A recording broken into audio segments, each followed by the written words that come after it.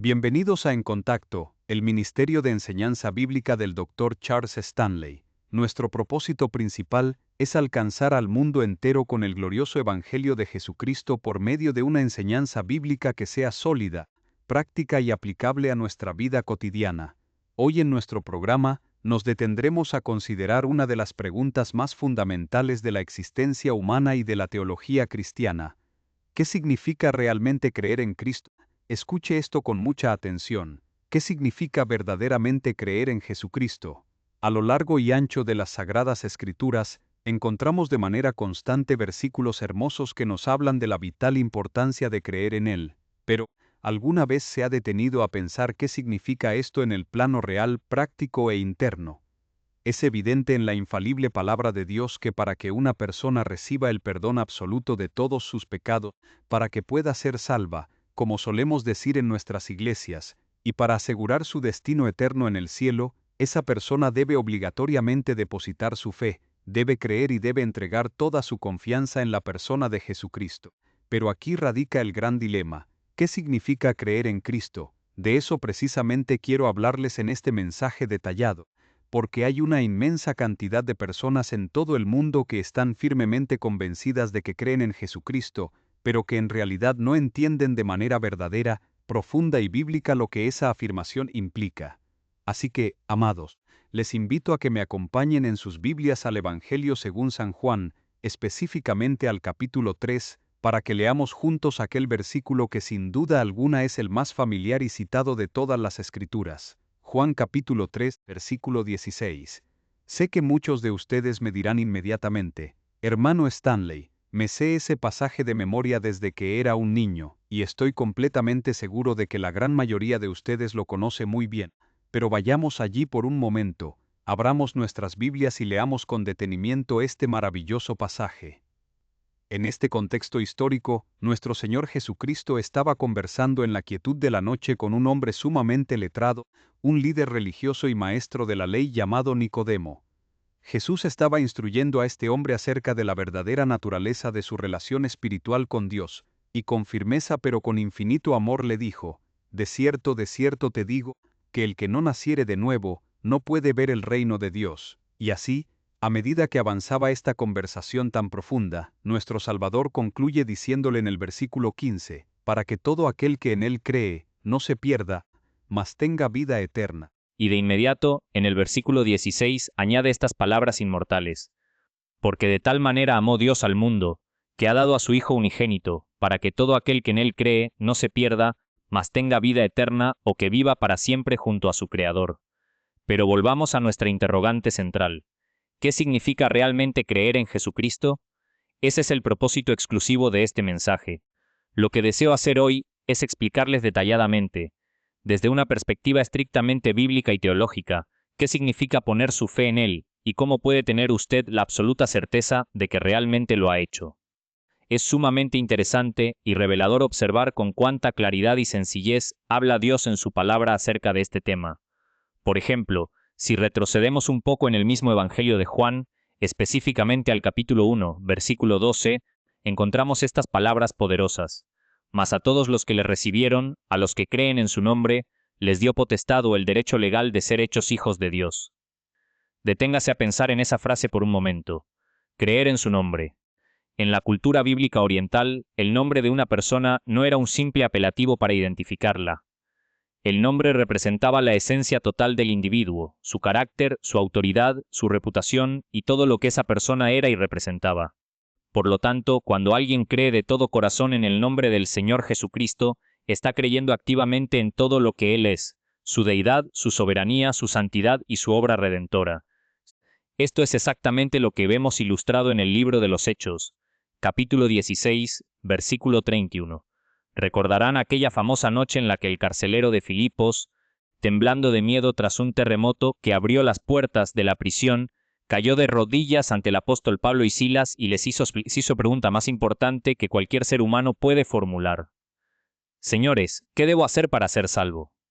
Y la respuesta inspirada del apóstol Pablo fue directa, clara y libre de adornos innecesarios.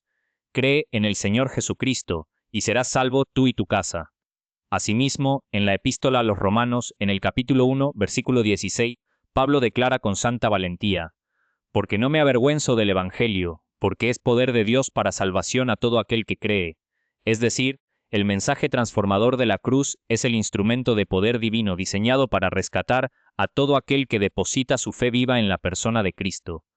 Y en esa misma línea teológica, en Romanos capítulo 5, versículo 1, el apóstol nos dice: justificados pues por la fe, que en términos jurídicos y espirituales significa ser declarados no culpables, sino perfectamente justos, limpios y salvos delante de los ojos de un Dios 3 veces santo, tenemos paz para con Dios por medio de nuestro Señor Jesucristo. Y finalmente, para sellar esta hermosa base bíblica de la salvación por fe, consideremos Efesios capítulo 2, versículos 8 y 9. Porque por gracia sois salvos por medio de la fe, y esto no de vosotros, pues es don de Dios, no por obras, para que nadie se gloríe. Amados, podríamos recorrer juntos cada página del Nuevo Testamento, analizando un versículo tras otro, y encontraríamos una y otra vez que el llamado constante y persistente de Dios para la humanidad es a tener confianza, a creer de manera absoluta en el Señor Jesucristo. Así que el asunto de lo que debemos hacer está sumamente claro en las Escrituras. Pero la pregunta sigue en el aire: ¿qué significa realmente creer? Me atrevo a decir con profunda preocupación pastoral que en el mundo actual hay una inmensa cantidad de personas que viven bajo un terrible engaño espiritual. Son personas que sinceramente creen que, en algún momento de sus vidas, hicieron una declaración de fe en Jesucristo y que por lo tanto su salvación está asegurada, se sienten tranquilas y consideran que ya cumplieron con ese requisito. Quisiera que analicemos por un momento qué es lo que pasa por la mente de estas personas y cómo razonan internamente cuando dicen con tanta ligereza: sí, yo también creo. Consideremos en primer lugar a aquellos que le dirán con total honestidad: yo creo en la Biblia, creo en Dios y creo en Jesucristo, y debido a esa afirmación mental asumen de inmediato que son salvos. Pero lo que realmente están diciendo es esto: yo creo en los hechos históricos. Ven la Biblia y dicen: esta es la palabra de Dios, o creo enseña verdades históricas acerca del Creador y de Jesucristo. Creo que todo eso ocurrió. Es decir, su fe se limita a creer en los hechos del pasado. Luego viene otro grupo y dice: por supuesto que creo en Cristo. Mi madre fue una mujer muy creyente, mi abuela era una santa que oraba por mí todos los días y toda mi familia es cristiana por generaciones. Claro que creo en Jesús. Pero lo que en realidad están expresando es una fe heredada, una tradición familiar. Creen en el hecho histórico de que hace 2000 años existió un hombre extraordinario llamado Jesucristo. Si analizamos con cuidado la naturaleza y la calidad de este tipo de creencia, nos demos cuenta de que se encuentra en el mismo nivel intelectual de alguien a quien le preguntamos: ¿fuiste a la escuela? ¿Estudiaste historia? ¿Crees que existió un hombre llamado George Washington o Abraham Lincoln? La respuesta lógica será: sí, claro que lo creo, pero fíjate, es exactamente la misma categoría, el mismo nivel superficial de creencia. Están afirmando hechos reales sobre un personaje de la historia. Pero permítame decirle con toda claridad, esa no es la fe salvadora que describe el Nuevo Testamento. Si usted confronta a otra persona y le pregunta: ¿crees en Dios?, es muy probable que le responda: por supuesto que creo en Dios, siempre lo he hecho. Mi abuelita me enseñó a creer en Él. No piense que soy un ateo o una mala persona. El hecho de que no asista a la iglesia con regularidad o de que no viva exactamente como el pastor quiere que viva, no significa que no crea en Dios. De hecho, me siento muy confiado de que cuando me toque partir de este mundo iré al cielo porque en mi corazón siempre he creído en un ser supremo. Otras personas le dirán: yo no creo en esa teoría absurda de la evolución. Estoy firmemente convencido de que hay un creador soberano que diseñó el universo, y por lo tanto, considero que mi fe es lo suficientemente buena como para asegurarme el perdón de mis pecados e ir al cielo al morir. Estas personas están cometiendo un error teológico monumental. Y el error radica en lo siguiente: confunden el asentimiento intelectual con la fe salvadora del Nuevo Testamento. Solo porque usted admite que un hecho es históricamente verídico, o porque está de acuerdo con las verdades doctrinales de la Biblia, no significa que haya experimentado el milagro del nuevo nacimiento. Hay una distancia abismal entre afirmar con el intelecto la veracidad de un hecho histórico y depositar toda su vida, su confianza y su destino eterno en las manos de Jesucristo como su único y suficiente Salvador personal. Ahora bien, cabe hacernos la siguiente pregunta: ¿Cuál es la causa real de este terrible autoengaño en el que viven tantas almas hoy en día? En primer lugar, creo firmemente que muchas personas simplemente no comprenden el verdadero significado bíblico de la palabra creer. Tienden a rebajar la fe salvadora al nivel de las decisiones cotidianas de la vida diaria. Por ejemplo, usted dice, creo que esa silla me sostendrá si me siento en ella. Creo que mañana podré levantarme temprano para ir a trabajar. Creo que mi automóvil encenderá en cuanto introduzca la llave. Colocan la fe en Jesucristo en esa misma categoría ordinaria y superficial de confianza humana. Pero escuche con atención, no estamos hablando de ese tipo de fe común. En segundo lugar, existe una razón mucho más sutil y deliberada. Muchas personas limitan de manera consciente el alcance y la profundidad de su fe para que ésta no interfiera con su estilo de vida. Llegan a un acuerdo interno muy conveniente y dicen, creo en Dios porque es bueno, creo que al final de la jornada todos iremos al cielo porque no soy peor que los demás. Y decido creer solo en aquello que no me exija cambiar mi manera de vivir. No quieren profundizar en las sagradas escrituras. No quieren oír hablar del arrepentimiento, de la cruz ni del imperativo de nacer de nuevo. Limitan deliberadamente las exigencias del Evangelio para poder seguir disfrutando de sus placeres temporales y pecaminosos sin el peso de una conciencia intranquila. Amados, quiero que me escuchen con toda claridad y amor pastoral. Usted jamás llegará al reino de los cielos si su concepto de creer en Jesucristo se limita a un asentimiento intelectual que no produce frutos de arrepentimiento y transformación en su vida. También debemos hablar de aquellas personas que han sido engañadas de manera involuntaria dentro del contexto de nuestras iglesias. Y considero que esto es sumamente importante, por lo cual quiero dedicarle unos minutos de este mensaje. Pensemos, por ejemplo, en los niños pequeños que asisten a la escuela dominical o a la escuela bíblica de vacaciones. O pensemos en aquellas campañas de avivamiento donde se genera una inmensa presión emocional, donde la música suave suena de fondo con cantos conmovedores y se hace una invitación tan vaga e imprecisa como: todo el que quiera ir al cielo, venga al altar y declare que cree en Jesús. Si yo fuera un incrédulo en esa reunión, y me dijeran que todo lo que tengo que hacer para escapar del infierno y asegurar mi entrada al cielo es caminar por un pasillo y decirle a alguien que creo en la existencia histórica de Jesús, yo también pasaría al frente inmediatamente. Pero la realidad es que esa invitación carece del fundamento bíblico de la cruz, del arrepentimiento y de la entrega absoluta del señorío de nuestra vida a Cristo. Debemos tener un cuidado extremo cuando guiamos a un alma, especialmente a un niño, al conocimiento de la salvación. Cuando un pequeño dice, quiero ser salvo, debemos tomarnos el tiempo necesario para explicarle con paciencia y claridad bíblica qué significa realmente el pecado, por qué estamos separados de Dios, qué hizo Jesús en la cruz del Calvario y qué significa entregarle el control de su vida a Él.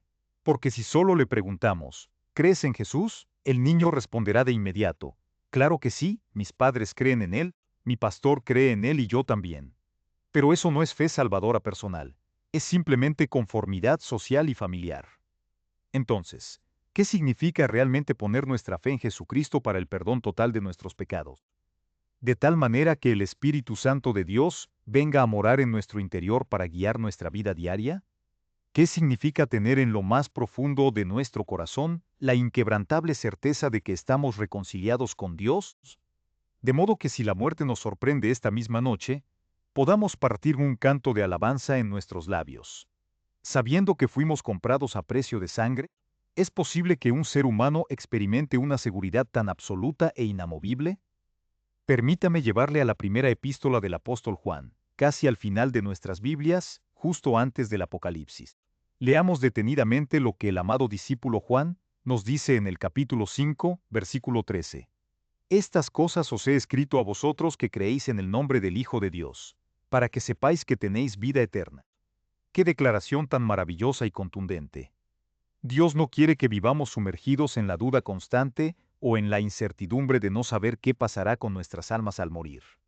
Dios desea que tengamos una seguridad inquebrantable, absoluta y que ninguna mentira del enemigo pueda sacudir. Su divina voluntad es que sepamos con total certidumbre que poseemos la vida eterna.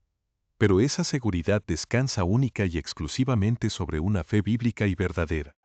Para ayudarnos a comprender de manera práctica la anatomía de la fe salvadora, Quisiera que anoten 3 palabras fundamentales. Le aconsejo que las escriba en el margen de su Biblia para que nunca las olvide.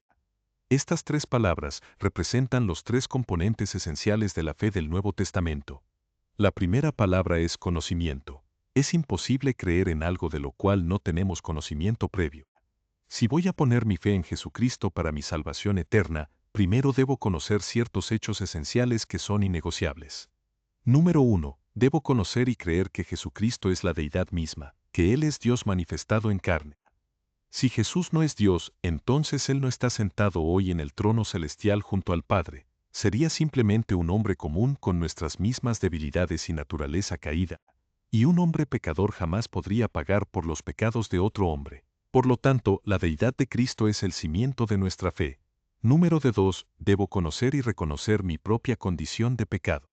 Debo comprender que soy un pecador por naturaleza y por elección, y que mis transgresiones me han separado por completo de un Dios perfectamente santo.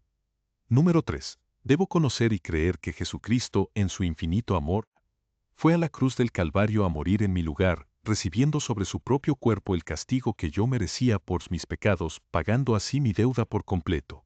Y número 4. Debo conocer y creer que Jesucristo no se quedó en la tumba, sino que resucitó victorioso al tercer día de entre los muertos, validando así cada una de sus promesas y demostrando su poder absoluto sobre la muerte y el pecado. El conocimiento de estas grandes verdades es el primer paso indispensable, pero el conocimiento por sí solo no salva a nadie. La segunda palabra que debemos comprender es convicción. La convicción va mucho más allá de tener información en la mente, significa estar plenamente convencido, persuadido y conmovido por la verdad de Dios en el corazón. Cuando el Espíritu Santo de Dios obra en la vida de una persona, produce una profunda convicción de pecado, de justicia y de juicio, tal como Jesús lo prometió en el Evangelio de Juan. El Espíritu Santo le hace ver la gravedad de sus ofensas contra Dios, la absoluta pureza de Cristo y la inminencia del juicio eterno, provocando un deseo profundo de arrepentimiento y reconciliación. Sin esta convicción divina, el ser humano permanece indiferente y endurecido ante el mensaje de la cruz. Y la tercera palabra que corona y hace efectiva la fe salvadora es confianza. Al llegar a la confianza, damos el paso decisivo. Pasamos de ser simples observadores intelectuales de la verdad a involucrarnos activamente en una relación personal y de entrega absoluta con Jesucristo. La confianza implica rendir nuestra voluntad, entregar nuestra vida por completo a su señorío y apostar todo nuestro futuro eterno a la fidelidad de sus promesas. Permítame compartir con ustedes una definición sencilla pero sumamente profunda de lo que significa creer en Cristo, y le pido de todo corazón que la guarde en su mente. Creer en Jesucristo es tener la firme y apremiante convicción de que Él es exactamente todo lo que la Biblia declara que es, que cumplirá con total fidelidad cada una de sus promesas, y que al depositar mi confianza absoluta en Él, entro de manera inmediata en una relación personal, transformadora y eterna con el Hijo de Dios. Cuando usted hace esto, su vida entera experimenta un giro de 180 grados, ya no vive bajo sus propios términos, sino bajo la gracia y el señorío de aquel que lo amó y se entregó a sí mismo por usted en la cruz. Oremos juntos para cerrar esta primera parte del mensaje. Padre Celestial, te damos infinitas gracias por la claridad deslumbrante de tu palabra. Gracias porque en un solo versículo como Juan 3:16 has resumido de manera tan sublime la inmensidad de tu amor y tu plan perfecto de salvación. Te rogamos de manera muy especial por cada persona que hoy escucha este mensaje.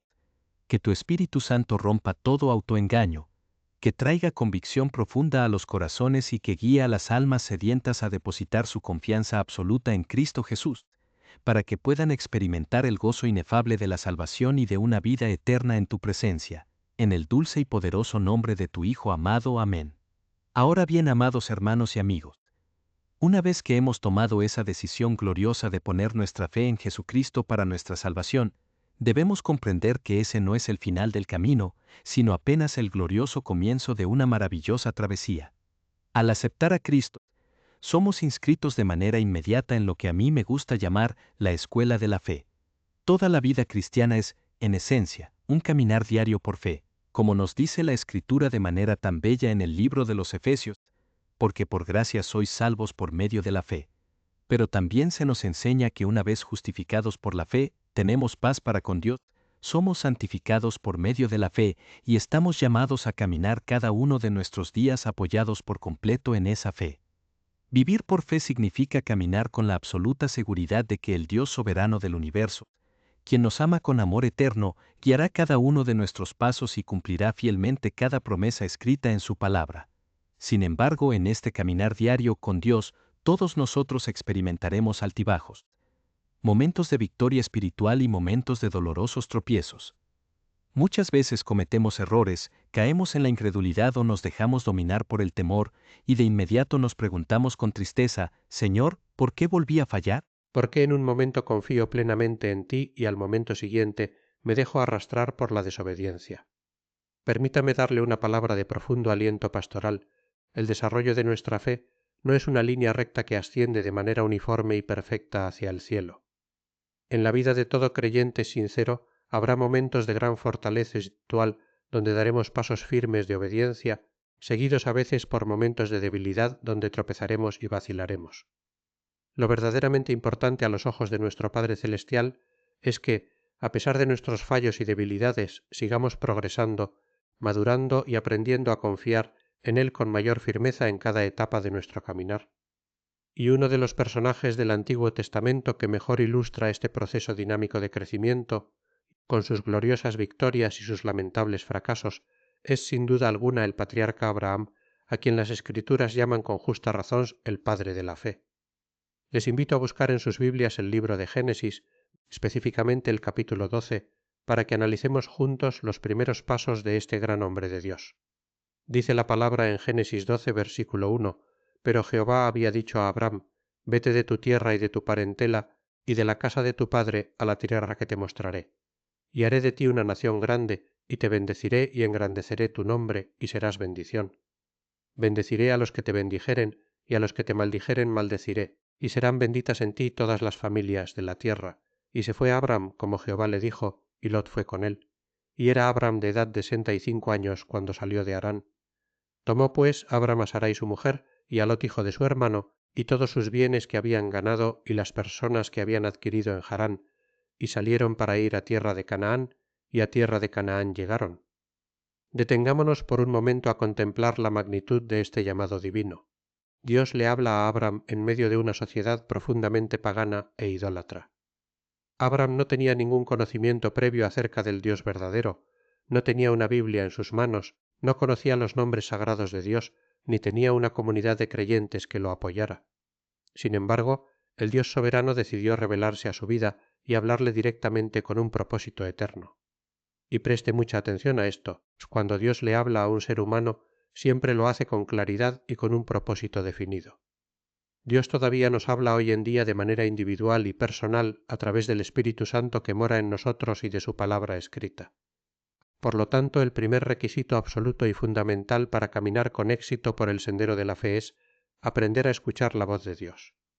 Si usted y yo no desarrollamos la disciplina espiritual de escuchar en quietud nuestro Padre Celestial, ¿cómo podremos saber hacia dónde dirigir nuestros pasos? ¿Cómo podremos discernir su perfecta voluntad en medio de las miles de voces ruidosas que intentan captar nuestra atención en este mundo? Debemos aprender a filtrar todo lo que escuchamos a través de la verdad inmutable de las Escrituras, sabiendo que Dios jamás nos dirá algo que contradiga su santo carácter o los principios establecidos en su palabra. El segundo requisito indispensable para este caminar de fe es aprender a obedecer a Dios de manera inmediata y sin reservas. Escuchar la voz de Dios y obedecer sus mandamientos son dos realidades espirituales que jamás se pueden separar. Si usted dice que escucha a Dios pero no hace lo que Él le ordena, en realidad no lo está escuchando. Y si usted desobedece constantemente sus instrucciones, está demostrando una alarmante falta de fe en su amor y en su sabiduría soberana. La obediencia y la fe van siempre de la mano. Jesucristo, en su infinito conocimiento del corazón humano, casi nunca les exigió a sus discípulos una obediencia ciega basada en el temor. En cambio, les insistió de manera constante, «Confiad en mí, tened fe en Dios, creed también en mí». ¿Saben por qué hizo esto nuestro Salvador? Porque Él sabía perfectamente que si lograba que sus discípulos confiaran plenamente en su amor y en su poder, La obediencia fluiría de manera natural y gozosa como el fruto inevitable de esa profunda relación de amor. El tercer requisito crucial es aprender a depender por completo de Dios en todas las áreas de nuestra existencia. Abraham tuvo que salir de su tierra natal sin un mapa detallado, sin brújula, sin saber exactamente a dónde se dirigía. Solo contaba con la promesa divina de que Dios le mostraría el camino paso a paso. Y Dios estructuró el llamado de esa manera precisamente para enseñarle a Abraham a depender de él diariamente. A menudo, nosotros quisiéramos que Dios nos revelara todo el plan detallado de nuestras vidas de antemano o que nos proveyera de abundantes recursos económicos para asegurarnos de que no pasaremos necesidad. Pero en su infinita sabiduría, Dios prefiere darnos la provisión diaria, el pan nuestro de cada día, para mantenernos en una postura constante de humilde dependencia y comunión con Él. Cuando una persona se experimenta una gran abundancia material o un éxito profesional deslumbrante, corre el peligro inminente de olvidar que todo lo que posee es un regalo de la gracia divina, y comienza a confiar en sus propias fuerzas e inteligencia. Pero la realidad ineludible es que si Dios retirara su mano protectora de nuestras vidas tan solo por un segundo, nos quedaríamos absolutamente sin nada. Dependemos de Él para cada respiración, para cada latido del corazón y para cada bendición diaria. El cuarto requisito esencial para caminar victoriosos por fe es aprender a esperar pacientemente en los tiempos de Dios. Esta es, sin duda alguna, una de las lecciones más difíciles y dolorosas en la escuela de la fe. Nos cuesta muchísimo esperar cuando las circunstancias son adversas o cuando anhelamos ardientemente una respuesta a nuestras oraciones. Sin embargo, las Escrituras nos regalan una promesa sumamente hermosa en el libro de Isaías, capítulo 64, donde se nos revela que nuestro Dios actúa y trabaja con poder soberano a favor de aquellos que saben esperar en Él. Cuando elegimos esperar pacientemente el tiempo perfecto de Dios en lugar de adelantarnos por nuestras propias puertas, estamos realizando un maravilloso acto de adoración y reconocimiento de su señorío absoluto sobre nuestras vidas. Desafortunadamente, Abraham falló lamentablemente en este aspecto de la espera. Al ver que los años pasaban y que la promesa divina de un hijo no se cumplía por vías naturales, Abraham y su esposa Sarai decidieron tomar el control de la situación y buscar una solución humana que parecía lógica en su cultura. Sarai le propuso a Abraham que se uniera a su sierva egipcia Agar para tener descendencia a través de ella. Abraham escuchó la sugerencia de su esposa en lugar de esperar la intervención milagrosa de Dios. Y esa terrible decisión de impaciencia e incredulidad trajo como consecuencia el nacimiento de Ismael y una cadena interminable de conflictos familiares y geopolíticos que persisten hasta el día de hoy en el Medio Oriente. Esto nos demuestra de manera contundente que cuando nos adelantamos a los tiempos de Dios y actuamos bajo nuestras propias ideas, siempre terminamos cosechando dolor, confusión y consecuencias muy amargas. Y finalmente, debido a que todos nosotros somos seres imperfectos que cometeremos errores y experimentaremos tropiezos en nuestro caminar diario con Dios, el quinto requisito fundamental es aprender a reconocer con humildad nuestros fracasos en la fe, arrepentirnos sinceramente ante el trono de la gracia y extraer valiosas lecciones espirituales de cada caída. Esto fue exactamente lo que hizo Abraham a lo largo de su vida. A pesar de sus serios deslices y momentos de debilidad en Egipto y con Agar, él regresó una y otra vez al altar de Dios para restaurar su comunión y renovar su confianza. Gracias a esa disciplina de arrepentimiento y dependencia, la fe de Abraham maduró hasta alcanzar su cima más alta en Génesis capítulo 22, cuando Dios le pidió la prueba máxima de obediencia, ofrecer en sacrificio a su hijo amado Isaac en el monte Moría. Debido a que Abraham ya había aprendido a través de los años que Dios es completamente fiel, que cumple siempre sus promesas y que tiene el poder soberano incluso para levantar a los muertos, se levantó muy de mañana y caminó hacia el monte con la absoluta convicción de que Dios proveería y de que él y su hijo regresarían sanos y salvos tras adorar al Creador. Aquel altar en el monte Moría es el testimonio eterno de lo que Dios puede hacer con una vida que ha aprendido a escuchar, obedecer, depender, esperar y confiar plenamente en su soberanía divina. Al reflexionar en estas verdades eternas, entremos en un momento de oración sincera. Padre Celestial, te damos gracias con todo nuestro corazón por tu inmensa paciencia, por tu tierno amor, y por tu gracia inagotable, que nos restaura después de cada tropiezo. Reconocemos que muchas veces nos cuesta esperar en tus tiempos perfectos, y que a menudo intentamos resolver los problemas bajo nuestras propias fuerzas y razonamientos humanos. Te pedimos perdón por cada acto de incredulidad y desobediencia. Te rogamos hoy, en el precioso nombre de Jesucristo, que nos concedas un espíritu dócil y sabio para aprender a escuchar tu dulce voz en medio del ruido de este mundo, para obedecer tus mandatos con gozo, y para depender por completo de tu provisión diaria. Que nuestras vidas sean un testimonio vivo de fe madura y de confianza inquebrantable en tu perfecta soberanía. Amén. Amados hermanos, esta maravillosa vida de fe, obediencia y restauración, que acabamos de contemplar en la vida del patriarca Abraham, se contrapone de manera dramática con la triste realidad de tantas almas que hoy caminan por la senda de una vida completamente deshecha, vacía y en ruinas. Mi caminar diario como pastor, me encuentro constantemente con personas que arrastran una infelicidad profunda y devastadora. Vienen de todos los kieciat, de la sociedad, de todas las profesiones y niveles económicos imaginables. Algunos de ellos son inmensamente ricos ante los ojos del mundo. Poseen cuentas bancarias multimillonarias, visten ropas de los diseñadores más exclusivos, conducen vehículos de lujo y habitan en mansiones impresionantes. Sin embargo, cuando cae la noche y se apagan las luces, se sienten sumamente solos, vacíos y miserables en lo más profundo de sus almas. Por otro lado, me encuentro con personas que carecen de recursos materiales, que visten de manera muy humilde, que apenas tienen lo necesario para sobrevivir el día a día, y que de igual manera arrastran una amargura insoportable y un espíritu quebrantado por la desilusión. Si usted se acerca con ternura a cualquiera de estas personas y les pregunta cuál es la razón exacta de su profunda infelicidad, la verdad es que la inmensa mayoría no sabrá qué responderle. No tienen una explicación lógica, solo saben que experimentan un vacío existencial desgarrador, que ningún logro humano, ningún placer material, ni ninguna relación afectiva ha logrado llenar jamás. Lo más trágico de esta dolorosa condición no es solo el sufrimiento diario que experimentan, sino que carecen por completo de la sabiduría espiritual para encontrar el camino de regreso a la paz y a la restauración de sus almas. Se sienten atrapados en un pozo profundo y oscuro de amargura, enojados con la vida, con sus familias, con la sociedad y muchas veces llenos de resentimiento contra Dios mismo. Sienten que a nadie en este mundo le importa verdaderamente lo que ocurra con sus vidas y simplemente sobreviven un día a la vez intentando anestesiar su dolor emocional a través de diversos escapes temporales.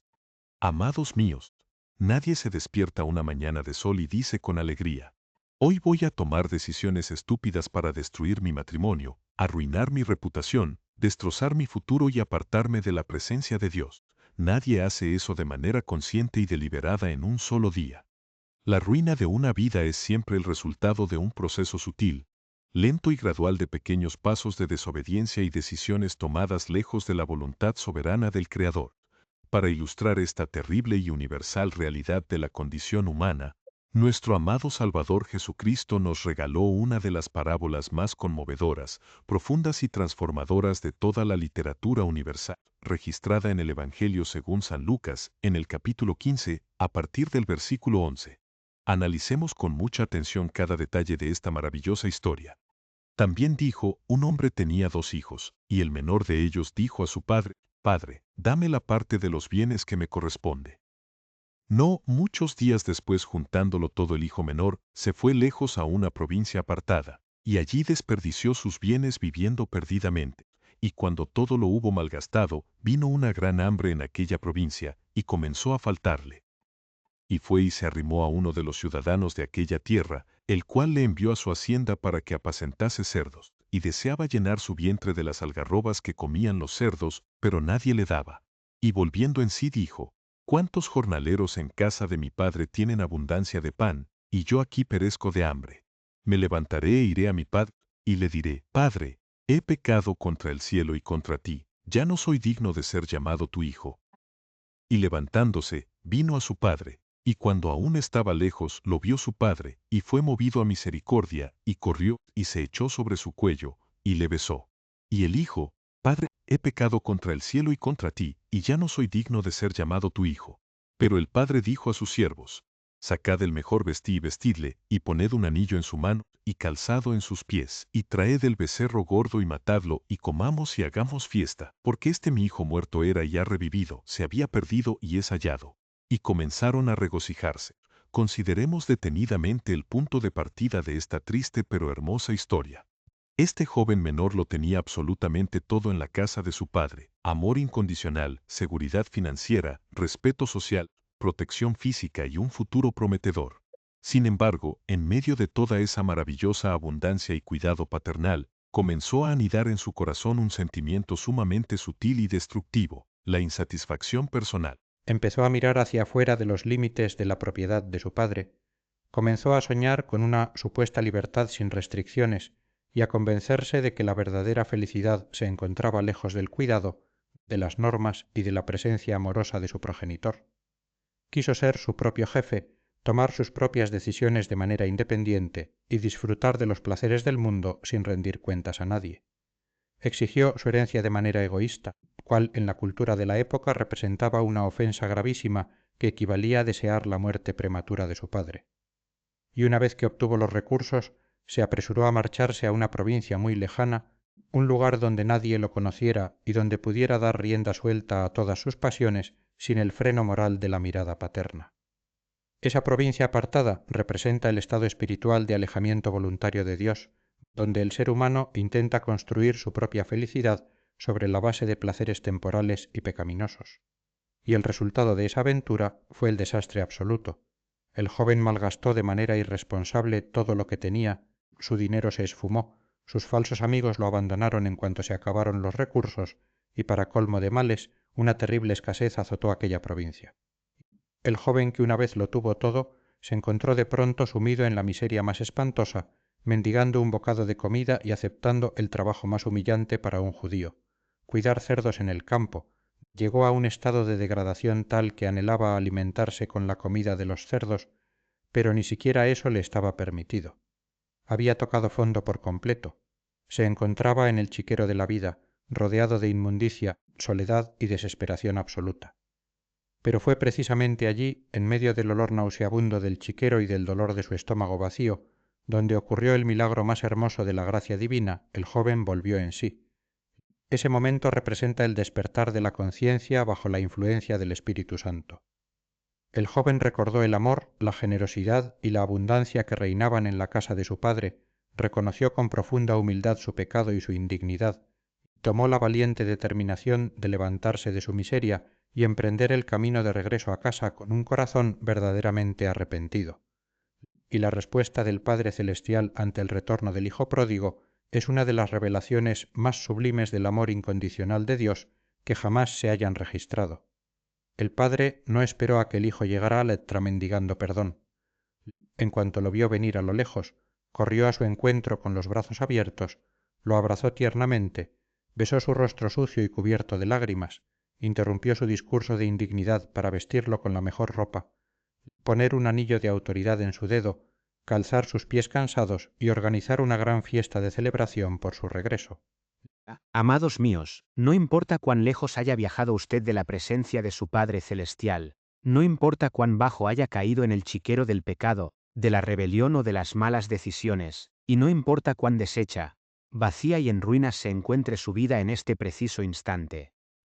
Quiero que sepa con total certeza que el Dios de amor infinito está hoy esperando por usted con los brazos abiertos de par en par, ansioso por perdonar cada uno de sus pecados, restaurar su dignidad perdida, sanar sus heridas más profundas y llenarlo de una paz, un gozo y un propósito eterno que este mundo jamás podrá ofrecerle. Todo lo que usted necesita hacer hoy es tomar la valiente determinación de levantarse de su chiquero espiritual, arrepentirse sinceramente de sus faltas, y correr sin vacilar hacia los brazos amorosos de su Salvador Jesucristo. Oremos al Padre para sellar esta hermosa palabra de esperanza y restauración eterna en nuestros corazones. Oh Dios eterno y soberano, Padre de toda consolación y misericordia infinita, te damos gracias con el alma conmovida por la inmensidad de tu amor incondicional. Gracias porque aunque muchas veces nos hemos comportado como el Hijo pródigo, buscando la felicidad en los placeres efímeros de esta tierra, y alejándonos de tu santa presencia, tú jamás nos has abandonado a nuestra propia destrucción. Hoy venimos delante de tu trono de gracia, reconociendo con profunda humildad nuestras caídas, nuestros errores y nuestra inmensa necesidad de tu perdón y restauración. Te rogamos que restaures cada vida quebrantada, que llenes cada vacío existencial con el poder consolador de tu Espíritu Santo. Y que nos concedas la gracia de caminar todos nuestros días en una relación de fe sincera, obediencia gozosa y dependencia absoluta de tu soberanía divina. Gracias por el sacrificio perfecto de tu Hijo Jesucristo en la cruz, que hace posible nuestro perdón y nuestra eterna reconciliación contigo. En el precioso y glorioso nombre de Jesús. Amén. Amados hermanos y amigos, es un gozo y un privilegio enorme estar nuevamente con ustedes en esta hora para escudriñar juntos la infalible, santa y eterna palabra de Dios. Hoy quiero que abramos nuestros corazones con una actitud de profunda humildad, listos para escuchar lo que el Señor tiene que decirnos de manera directa. A lo largo de mi vida y de mis muchos años en el ministerio pastoral, he podido observar un patrón constante en el comportamiento humano. Todos nosotros, sin excepción, anhelamos la felicidad, la paz, la estabilidad y la plenitud. Sin embargo, con alarmante frecuencia buscamos esas realidades en los lugares equivocados y bajo los términos equivocados. Consideremos por un momento la historia de aquel joven que conocemos de manera común como el Hijo Pródigo. Su relato, expuesto por nuestro Señor Jesucristo en el Evangelio de Lucas, es el reflejo exacto del alma humana que decide alejarse de la presencia de su Creador. Este joven lo tenía todo en la casa de su padre. Tenía seguridad, abundancia de provisiones, una cobertura de amor incondicional, respeto, comodidad y un propósito claro dentro del legado familiar. Pero en algún momento de su juventud algo comenzó a cambiar en su interior. Comenzó a escuchar hablar de otros lugares lejanos. Oyó relatos y rumores que hablaban de la supuesta diversión que había allá afuera, en la provincia apartada. Escuchó de las grandes fiestas, de los placeres mundanos, de la total ausencia de reglas y de todo lo que pasaba en esos lugares que su mente imaginaba como el paraíso de la libertad en amados. Presten mucha atención a esto. Entre más escuchaba el joven esos relatos falsos de felicidad, más insatisfecho se sentía con su realidad presente. La insatisfacción no surge de la falta de bendiciones, sino de la falta de gratitud hacia lo que ya poseemos. Este joven comenzó a mirar lo que tenía en la casa de su padre y, en lugar de ser agradecido, pensó únicamente en lo que supuestamente podía tener y disfrutar lejos de allí. Mire esto con detenimiento. No se concentró en valorar lo que ya poseía bajo el cuidado amoroso y la sabia protección de su padre, sino en lo que su imaginación le decía que podía llegar a tener en el mundo exterior.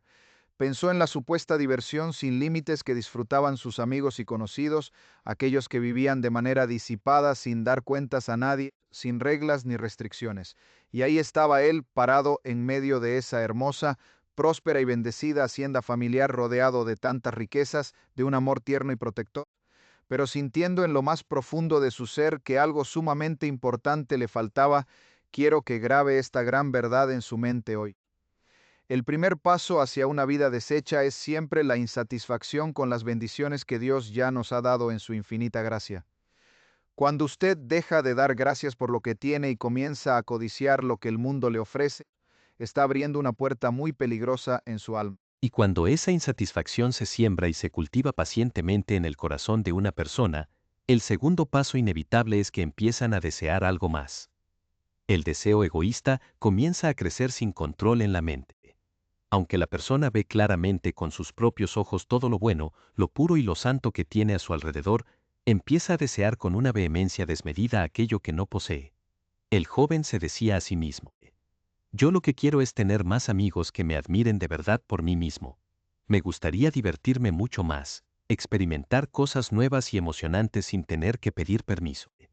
Y si tan solo pudiera tener el dinero suficiente en mis manos para divertirme y disfrutar de la vida con mis amigos tal y como yo quiera, entonces sí sería verdaderamente feliz.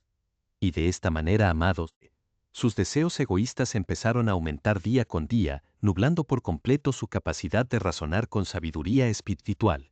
Y yo les diré una cosa muy importante sobre esto en esta hora. Y quiero que me escuchen con suma atención y con el corazón abierto. Si ustedes sienten en este momento de sus vidas un fuerte deseo de hacer algo, de tomar una decisión trascendental, de cambiar de rumbo o de ir a alguna parte con otra persona, Lo primero que deben hacer antes de dar un solo paso es detenerse y preguntarle a Dios en oración. Pregúntele al Señor si ese deseo está perfectamente alineado con su santa, agradable y perfecta voluntad. Porque el enemigo de nuestras almas siempre nos visualiza y nos pinta de colores brillantes la diversión, la supuesta libertad de acción y el placer inmediato, pero les aseguro que nos oculta con total malicia las consecuencias dolorosas y trágicas. Nos hace pensar con ilusión en que no habrá restricciones de ningún tipo, en que papá y mamá no estarán allí para vigilarnos, en que los pastores o la iglesia no nos juzgarán, y en que nadie nos dará órdenes de lo que debemos o no debemos hacer con nuestro propio cuerpo o con nuestro dinero. Así que esos deseos descontrolados aumentaron exponencialmente en el corazón del joven, y este hombre no se detuvo ni un solo segundo a preguntar, ¿es esta la perfecta voluntad de Dios para mi vida? ¿Aprobará mi padre esta decisión? Y esta es precisamente la pregunta crucial que miles y miles de personas no se hacen hoy en día antes de actuar. Toman decisiones sumamente apresuradas basadas enteramente en sus emociones del momento. Se meten en graves problemas financieros, firman contratos destructivos, contraen deudas insostenibles, entran en relaciones matrimoniales destructivas y se hunden en un desierto espiritual absoluto. Terminan siendo personas sumamente infelices, frustradas y amargadas, llegando al doloroso extremo de odiar sus propias vidas. Y luego, cuando están en medio del desastre, se quejan y se de amargura. ¿Cómo terminé en este callejón sin salida? ¿Por qué Dios permitió que me pasara esto? Nunca antes en mi vida estuve tan mal. ¿Cómo vine a parar a este lugar de miseria, soledad y quebranto? Amados, el deseo es una fuerza sumamente peligrosa si no se controla a tiempo, si no se rinde y se santifica diariamente ante la presencia, el poder y el deseo soberano de Dios para nuestras vidas. El deseo descontrolado es una emoción poderosa y destructiva. Este joven de la parábola empezó a desear apasionadamente cosas que no tenía en ese momento, olvidando que Dios suple todo lo que verdaderamente necesitamos conforme a sus riquezas en gloria. No se detuvo a reflexionar con madurez. ¿Estaré realmente mejor aquí, bajo el techo seguro de mi hogar, o allá fuera con mis supuestos amigos? ¿Podrá haber algo verdaderamente mejor para mí fuera de la casa de mi padre? Y esto, amados hermanos, me lleva directamente a la tercera palabra clave en este triste proceso de caída y ruina, que es el engaño. Escuche esto con atención. El engaño de Satanás siempre viene inmediatamente después del deseo insatisfecho, si éste no se mantiene bajo el señorío absoluto de Jesucristo. Al pensar constantemente en lo que supuestamente tenían sus amigos y en el hecho de que allí afuera no estarían su padre ni su madre para poner límites saludables a su conducta, el joven comenzó a sentirse falsamente libre en su mente. Por eso resolvió en su interior y se convenció a sí mismo, diciendo: «Seré verdaderamente feliz si tan solo puedo salir de aquí y disfrutar de lo mismo que disfrutan los demás. Estaré feliz de una vez por todas si vivo sin restricciones. Podré hacer lo que yo quiera, ser la persona que yo quiera ser y experimentar la verdadera libertad. Y no solo eso, tendré todo el dinero necesario para hacerlo, ya que mi padre es un hombre muy rico y seguramente estará dispuesto a darme la parte de la herencia que me corresponde por derecho. Tenemos más que suficiente para gastar y disfrutar». Así, de manera tan sutil y sigilosa, dejó entrar ese deseo engañoso en lo más profundo de su mente y de su corazón, y se puso a hacer planes detallados basados enteramente en una mentira del diablo. Vean esto con claridad. La gente se mete en graves dificultades porque miran algo prohibido, miran lo lejano y comienzan a imaginar cómo podrían ser las cosas si tan solo lo tuvieran. Se convencen a sí mismos de que están absolutamente seguros de cómo van a ser las cosas en el futuro, de lo que podrá ser, de lo que debería ser y de cómo las circunstancias se tornarán perfectas para ellos. Creen ingenuamente que pueden predecir el futuro porque visualizan cómo lo hacen otros y observan lo bien que supuestamente la están pasando en sus vidas mundanas a través de las apariencias. Y con toda seguridad, este joven pródigo escuchó con mucha atención los relatos distorsionados de lo que pasaba en esa provincia apartada. Permítame en este momento definir con total claridad lo que es una provincia apartada en términos espirituales, porque sé que muchos de los que me escuchan hoy podrían estar viviendo en una de ellas sin haberse dado cuenta. Una provincia apartada es cualquier lugar físico, mental, espiritual o emocional, en donde usted desea vivir fuera de la perfecta voluntad de Dios. Puede ser un lugar donde aparentemente todo se ve maravilloso, moderno, próspero y lleno de luces. Los mejores carros transitan por sus calles, la gente viste con las mejores galas de la moda, se puede comprar lo que sea, donde sea y cuando sea, siempre y cuando se tenga lo suficiente para pagarlo, y la diversión parece no tener fin. Pero, ¿saben qué, amados? Sigue siendo una provincia apartada. Si ustedes se encuentran viviendo fuera de la voluntad, del propósito divino y del plan perfecto que Dios ha diseñado con tanto amor para sus vidas, pues están en una provincia apartada porque ese lugar los aleja inevitablemente de la fuente de la vida, que es nuestro Señor. Entonces, lo que este joven más quería, y considero que era el engaño más sutil, letal y peligroso de todos, era la supuesta libertad. Él decía en su corazón: quiero ser yo mismo de una vez por todas. Quiero ser la persona que en realidad quiero ser, sin que nadie me esté diciendo cómo debo comportarme, qué debo vestir o a qué hora debo llegar. Quiero ser reconocido por los demás como alguien importante, influyente y adinerado por mis propios méritos. Su mente estaba completamente llena de estas ideas altivas de grandeza y falsa independencia. ¿Andan por ahí personas con esa misma actitud hoy en día? Por supuesto que sí, las calles están llenas de ellas. Y lo más triste de todo es que este joven estaba en un lugar hermoso, con una familia que lo amaba, con un amor incomprensible, con todo lo que podía desear para ser plenamente feliz, rodeado de personas que lo atendían con respeto, dignidad y profundo cariño. Pero el enemigo lo engañó por completo, haciéndole creer la gran mentira de que la felicidad estaba lejos de su hogar. ¿Cuántas personas andan por ahí creyendo que la felicidad consiste en tener más cosas, en cambiar de pareja, en buscar nuevas experiencias prohibidas? ¿Y saben qué pasó? Llegó el momento decisivo en su vida. Bajo la influencia de esa mentira, se dijo a sí mismo: no tengo por qué seguir viviendo bajo estas reglas familiares tan estrictas. Tengo los recursos suficientes para vivir como yo quiera y tener todo lo que se me antoje. Así que no quiero seguir viviendo de esta manera. Esta actitud me recuerda tanto a otra gran mentira que el enemigo le dijo al ser humano al principio de la creación en el huerto del Edén. Una de las tantas mentiras destructivas que el enemigo de nuestras almas sigue repitiendo hoy en día en los oídos de la humanidad. Quiero que recuerden por un momento aquel pasaje en el libro de Génesis. No es necesario que busquen el texto ahora mismo, pero recuerden que cuando la serpiente habló con Eva en el jardín del Edén, le dijo con total descaro: no moriréis. Es decir, el diablo le estaba asegurando que si desobedecía el mandamiento directo y claro de Dios y comía de aquel fruto prohibido, no habría ninguna consecuencia negativa para su vida. Le prometió mentirosamente que no moriría, sino que, por el contrario, sus ojos serían abiertos y llegarías a ser como Dios mismo, conociendo el bien y el mal. Esta es exactamente la misma trampa, el mismo lazo que el enemigo sigue utilizando con cada uno de nosotros hoy en día. Nos susurra al oído de manera persistente: oh, no te preocupes por lo que dice ese pastor. No te preocupes por lo que dice la Biblia. Esas cosas terribles y esas maldiciones de las que habla la Escritura les pasarán a otros, pero a ti no te van a pasar. Tú eres diferente, tú eres inteligente, eres astuto y sabes perfectamente cómo controlar la situación. No te preocupes por las consecuencias a largo plazo, solamente disfruta del momento presente. Huye de una vez por todas de las restricciones aburridas de tus padres, de los consejos anticuados de la iglesia. Tienes todo el derecho de vivir libremente, de hacer lo que quieras, de ir a donde quieras, de ver lo que se te antoje en internet y de estar con quien tú decidas sin dar explicaciones a nadie. Y bajo el influjo devastador de ese engaño, el joven toma una decisión firme. Él decide apartarse por completo del camino de Dios. Tenga mucho cuidado con esto, amados hermanos. Apartarse de Dios no es algo que siempre se le sea a uno de la noche a la mañana por accidente o por un golpe de mala suerte. Uno mismo toma la decisión consciente, voluntaria y deliberada de hacerlo.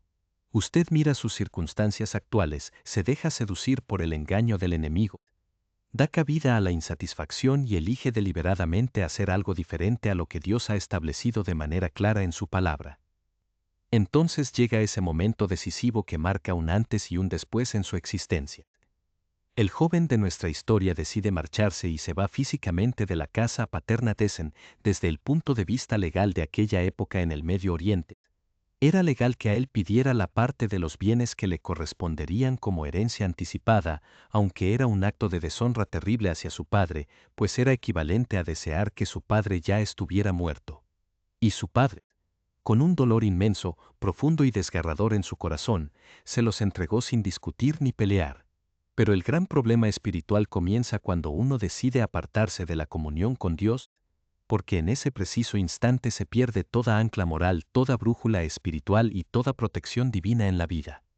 Dios desea ardientemente que permanezcamos unidos a Él en todo momento. Él anhela que estemos íntimamente conectados con su espíritu, porque Él es nuestro amoroso Padre Celestial que conoce a la perfección lo que es mejor para nosotros. Pero si usted decide irse por su propio camino, si decide separarse de su comunión, ¿sabe qué es lo que pasa? Pasa exactamente lo siguiente. La siguiente palabra en esta senda descendente de ruina es deleitarse. Al principio, debo decir que todo parecía marchar de maravilla para el joven pródigo en aquella provincia apartada.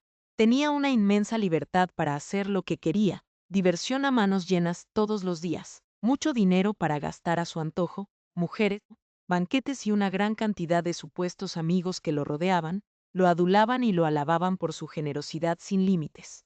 No había absolutamente ningún lugar para Dios en su vida diaria, ni tampoco quería tenerlo. Se deleitaba en los placeres temporales del pecado, los cuales la Biblia describe como pasajeros, pero inevitablemente pasa algo que cambia el rumbo de las cosas de manera drástica.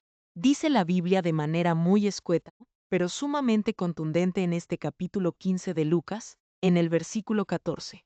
Y cuando todo lo hubo malgastado, vino una gran hambre en aquella provincia, y comenzó a faltarle. En así que piénsenlo detenidamente por un momento en esta hora. Si en este preciso instante de su vida usted siente que no tiene nada, que lo ha perdido todo, que su alma está vacía, que su matrimonio está destruido, que sus fuerzas se han agotado por completo y que la desesperación toca a su puerta, usted debe detenerse y reflexionar muy seriamente. ¿Cómo pude caer en esta condición tan lamentable? ¿Cómo llegué a este punto de desesperación y vacío? ¿Cuántas veces en mi ministerio pastoral he escuchado a hombres y mujeres decirme con lágrimas de sincero dolor en los ojos: Dr. Stanley, esa es exactamente la triste y dolorosa historia de mi vida. ¿Cómo es posible que haya terminado así, tan solo, tan quebrado, tan enfermo y tan lleno de dolor? Pues yo se lo diré con toda claridad en esta hora, basándome en la infalible y santa palabra de Dios. Todo comenzó con una pequeña, casi imperceptible semilla de insatisfacción en su corazón. Y si usted toma cada una de estas palabras que hemos mencionado, una por una, verá el mapa exacto, el plano de su caída. He querido utilizar palabras muy sencillas, claras y directas porque sé que cuando una persona es capaz de reconocer con honestidad y humildad qué pasos específicos tomó para llegar a donde se encuentra hoy en día en su vida, entonces, y solo entonces, podrá tener la claridad espiritual y el valor necesarios para tomar los pasos que se requieren para salir de esa condición de ruina y miseria en la que está sumergido. Y estoy completamente seguro de que muchos de los que nos sintonizan a través de la televisión, de la radio o de los medios digitales en este día, se han identificado plenamente con la historia del hijo pródigo. En alguna parte de esta lista de pasos que he mencionado, ustedes han dicho en su interior: sí, ahí es exactamente donde me encuentro yo hoy en día. ¿Estoy en el paso del deleite que se está convirtiendo en desilusión? ¿O tal vez ya estoy tocando el fondo del chiquero? Quizás nunca antes se habían detenido a analizar con seriedad cómo fue que llegaron a ese estado de dolor, pero hoy el Señor les está explicando con la verdad de las Escrituras cómo fue que llegaron allí. Empezaron con un simple deseo descontrolado que no rindieron a Dios en oración. Luego se dejaron engañar por las falsas promesas del mundo. Disfrutaron de un deleite temporal y pasajero, y después, poco a poco, comenzaron a desilusionarse al ver que nada de lo que el mundo les ofrecía podía llenar el vacío infinito de sus almas, nada de lo que buscaron funcionó al final, amados. Pensaron en su momento: si tan solo tuviera a esa mujer a mi lado, entonces sería feliz para siempre. O si tan solo tuviera a ese hombre, mi vida estaría completa. Si tuviera este empleo de alta jerarquía, esta casa en un vecindario exclusivo, este estatus social o aquel objeto material, entonces todo sería diferente. ¿Andan por ahí personas pensando así? Sí, miles. ¿Y qué pasa al final? En el doloroso proceso de invertir todas sus ideas, su valiosa energía, su precioso tiempo y su cuidadosa planificación para tratar de conseguir algo que está totalmente fuera de la perfecta voluntad de Dios, usted termina gastando inútilmente su tiempo, sus mejores años, su dinero, su esfuerzo físico y todo su ingenio humano. ¿Y en qué lo gasta? Lo gasta en cosas perecederas que no tienen ningún valor eterno, en cisternas rotas que no retienen agua, y quiero que recuerde muy bien esto que le voy a decir. Cada vez que el reloj de la vida marca el tiempo con ese sonido constante de tic-tac, tic-tac, tic-tac, ese tiempo que se va ya no se puede recuperar jamás. La vida sigue su curso hacia adelante, sin detenerse por nadie. El reloj sigue marcando los segundos, los minutos, las horas y los años. Su dinero se sigue gastando y esfumando entre sus dedos de manera misteriosa. Aquellos supuestos amigos que lo rodeaban y lo adulaban cuando usted tenía abundancia y pagaba las cuentas, al ver que se le acaba el dinero, se alejan rápidamente, le dan la espalda y lo dejan completamente solo en la oscuridad. Y al poco tiempo, usted toca fondo en la vida. ¿Cómo llegó a ese abismo de soledad y desesperación? Un paso a la vez, amados. Nunca lo pensó de esa manera al principio de su viaje, pero eso fue exactamente lo que le sucedió. Y al describir el lugar deplorable donde se encuentra este joven de la parábola, la Biblia nos dice que termina trabajando nada más y nada menos que en un chiquero de cerdos. Quizás algunos de ustedes que viven en las grandes ciudades modernas no sepan realmente lo que significa en la práctica apacentar cerdos. Así que permítame explicárselo de una manera muy sencilla, vívida y personal. Si ustedes tienen una edad similar a la mía, o tal vez un poco menos, seguramente lo comprenderán muy bien. Yo me crié en el campo, cerca de una finca, donde unos parientes muy cercanos tenían vacas, caballos, gallinas y muchos otros animales, y entre ellos tenían cerdos. Y recuerdo claramente que un día el vecino de la finca me preguntó: «Charles, ¿te gustaría ir a apacentar los cerdos conmigo hoy?» Yo lo miré con curiosidad y le respondí: «¿Apacentar cerdos? ¿Cómo es eso?» «Sí», me dijo él. «Lo que hacemos es que guardamos todas las sobras de comida de la casa de varios días. La dejamos acumular en unos grandes baldes de metal, hasta que se fermenta, se llena de moscas y de un olor ácido, y con eso alimentamos a los cerdos». Y fui con él hasta el corral de los cerdos, y vi con mis propios ojos cómo tiraba aquellas sobras malolientes, ácidas y en estado de descomposición en el comedero de madera. Y los cerdos corrían desesperados, chillando, empujándose y peleando salvajemente entre sí por comer de aquella inmundicia. Jamás en toda mi vida, por más años que pasen, podré olvidar ese olor tan desagradable, penetrante, y esa escena tan impactante para mi joven mente. Y en ese momento pensé en mi interior: qué horrible debe ser la vida de estos animales. Pero hoy, mirando hacia atrás con madurez espiritual, me doy cuenta de que así es exactamente la vida de algunas personas que deciden alejarse de Dios y de su iglesia. El joven pródigo temente alimentarse con la misma comida descompuesta, con las algarrobas que comían los cerdos, porque nadie le daba nada. Preste mucha atención a esto que le voy a decir. Cuando usted se encuentra en un lugar de su vida, tratando desesperadamente de satisfacer las necesidades más profundas de su alma, las cuales fueron diseñadas por Dios para ser llenas solo con su presencia, con cosas materiales, con placeres temporales, con pornografía, con alcohol, con drogas, con relaciones destructivas, con adulterio, o con vicios, que nunca han podido ni podrán satisfacer verdaderamente a ningún ser humano. Usted se encuentra espiritualmente en ese chiquero, comiendo de las sobras, con los cerdos. Y lamentablemente, ahí es donde se encuentran muchas personas valiosas, creadas a la imagen de Dios, en este mismo momento. Y si usted les pregunta cómo fue que terminaron en ese estado tan degradante, humillante y doloroso, le responderán con profunda tristeza en sus rostros: no sé cómo sucedió, todo pasó tan rápido. Pues bien, hoy he querido mostrarles el camino para que abran de una vez por todas sus ojos espirituales. Todo comienza con un deseo insatisfecho que se descontrola, avanza paso a paso, pasa por el engaño, el deleite temporal, la desilusión y la pérdida, hasta que la persona cae en la más profunda desesperación. Este joven de la parábola lo perdió absolutamente todo: su dinero, su dignidad, su reputación, sus amigos de fiesta, su ropa limpia, y lo más valioso, su paz mental. Pero noten con mucha atención lo que dice la Sagrada Escritura a continuación, porque aquí es donde brilla la gracia divina. Dice así: y volviendo en sí, dijo: ¿Cuántos jornaleros en casa de mi padre tienen abundancia de pan? Y yo aquí perezco de hambre y volviendo en sí. Qué frase tan maravillosa y profunda. Significa que recuperó la cordura espiritual, que el velo del engaño de Satanás se rompió por un momento y pudo ver su realidad tal como era. Quizás usted se encuentre hoy en uno de los chiqueros de la vida, sintiendo el olor de la derrota, de la frustración y de la culpa a su alrededor, y se pregunta constantemente en su mente, ¿cómo fue que llegué a este extremo? Ya les he contado con detalle cómo llegaron a ese lugar, pero ahora escuchen con atención lo que hizo este joven cuando reaccionó. Miró a su alrededor, observó detenidamente a los cerdos y la inmundicia que comían. No eran banquetes, sino algarrobas secas que caían de un árbol silvestre, duras y amargas.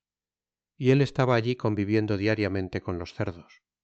Y para un joven de origen judío, de acuerdo a las leyes de su pueblo expresadas en el Levítico, estar en contacto directo con cerdos era la experiencia más degradante, humillante y espiritualmente impura que podía experimentar.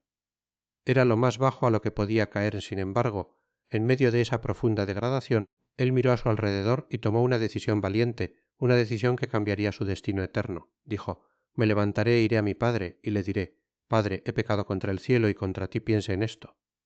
Él comenzó a planificar en su mente lo que le diría a su padre cuando lo tuviera de frente. Tomó una firme decisión de arrepentimiento. Mire esto.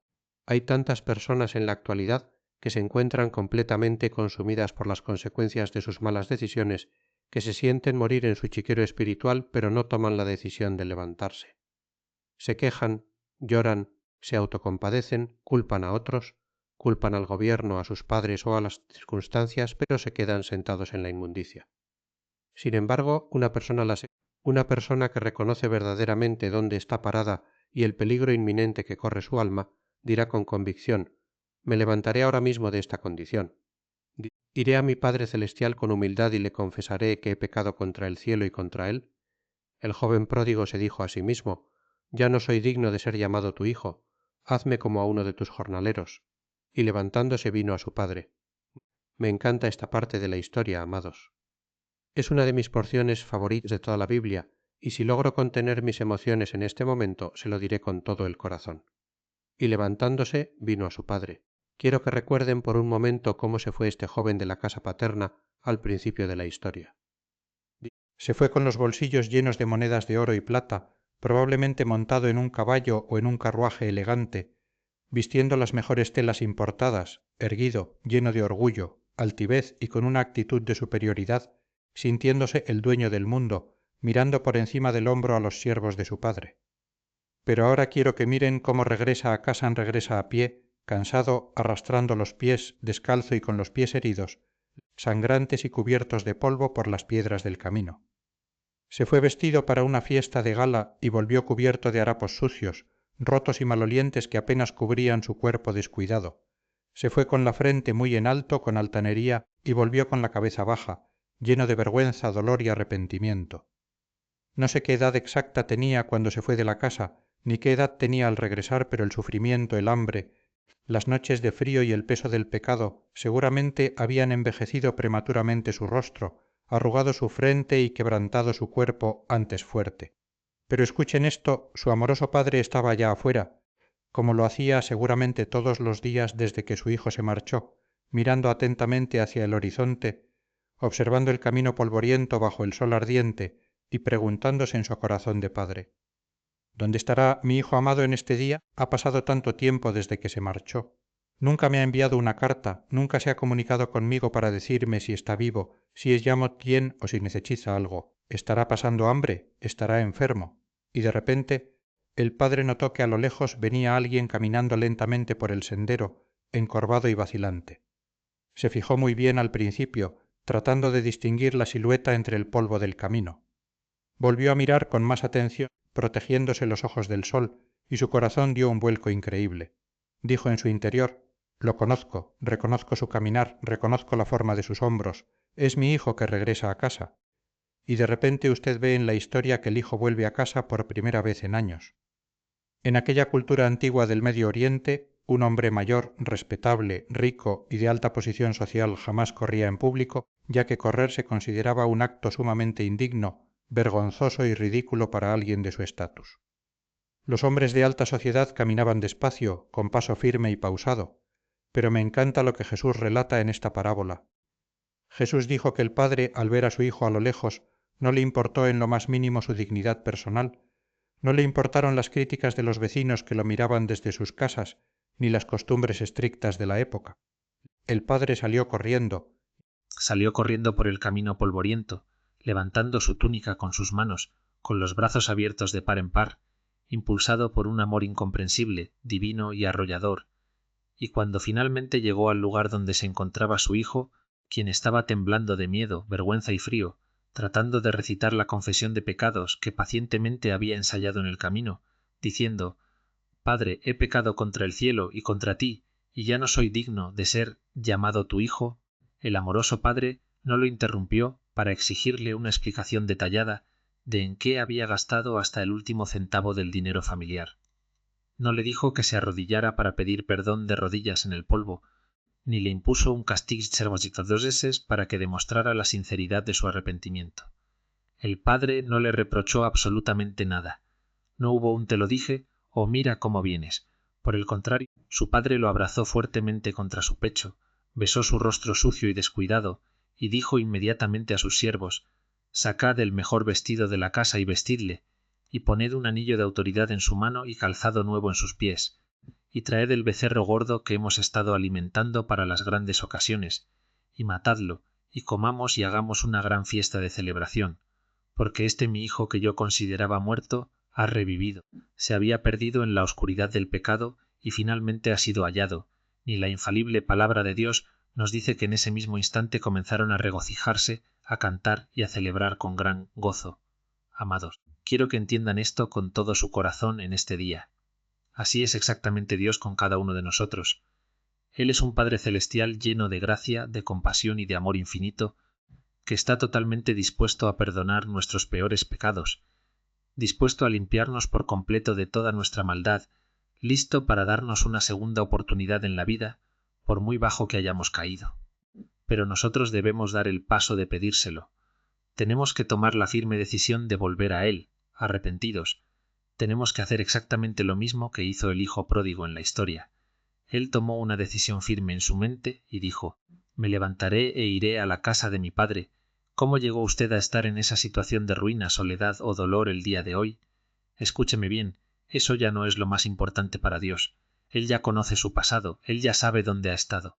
Lo verdaderamente importante en esta hora es cómo va a superar esa situación de fracaso, y la única manera de superarlo es rindiendo su vida por completo ante el Señor, confesando con total honestidad sus faltas y arrepintiéndose de todo corazón de sus pecados. Déjeme decirle algo con toda la autoridad espiritual que me confiere la palabra de Dios. El Señor Jesucristo lo recibirá con los brazos abiertos ahora mismo, en este instante. No importa quiénes sean ustedes, ni qué cosas terribles o vergonzosas hayan hecho en el pasado, ni en qué lugar de desesperación se encuentren en este preciso momento. Y sé que esto es una verdad absoluta y eterna, porque el mismo Señor Jesús lo declaró con sus propias palabras en el Evangelio según San Juan, en el capítulo 3, versículo 16, al decir: Porque de tal manera amó Dios al mundo, que ha dado a su Hijo unigénito, para que todo aquel que en él cree no se pierda, mas tenga vida eterna. Y usted, amado oyente, puede recibir esa vida eterna, esa paz y esa restauración completa de manera inmediata en su alma, si tan solo cree en su sacrificio y se rinde a Él en este día de salvación.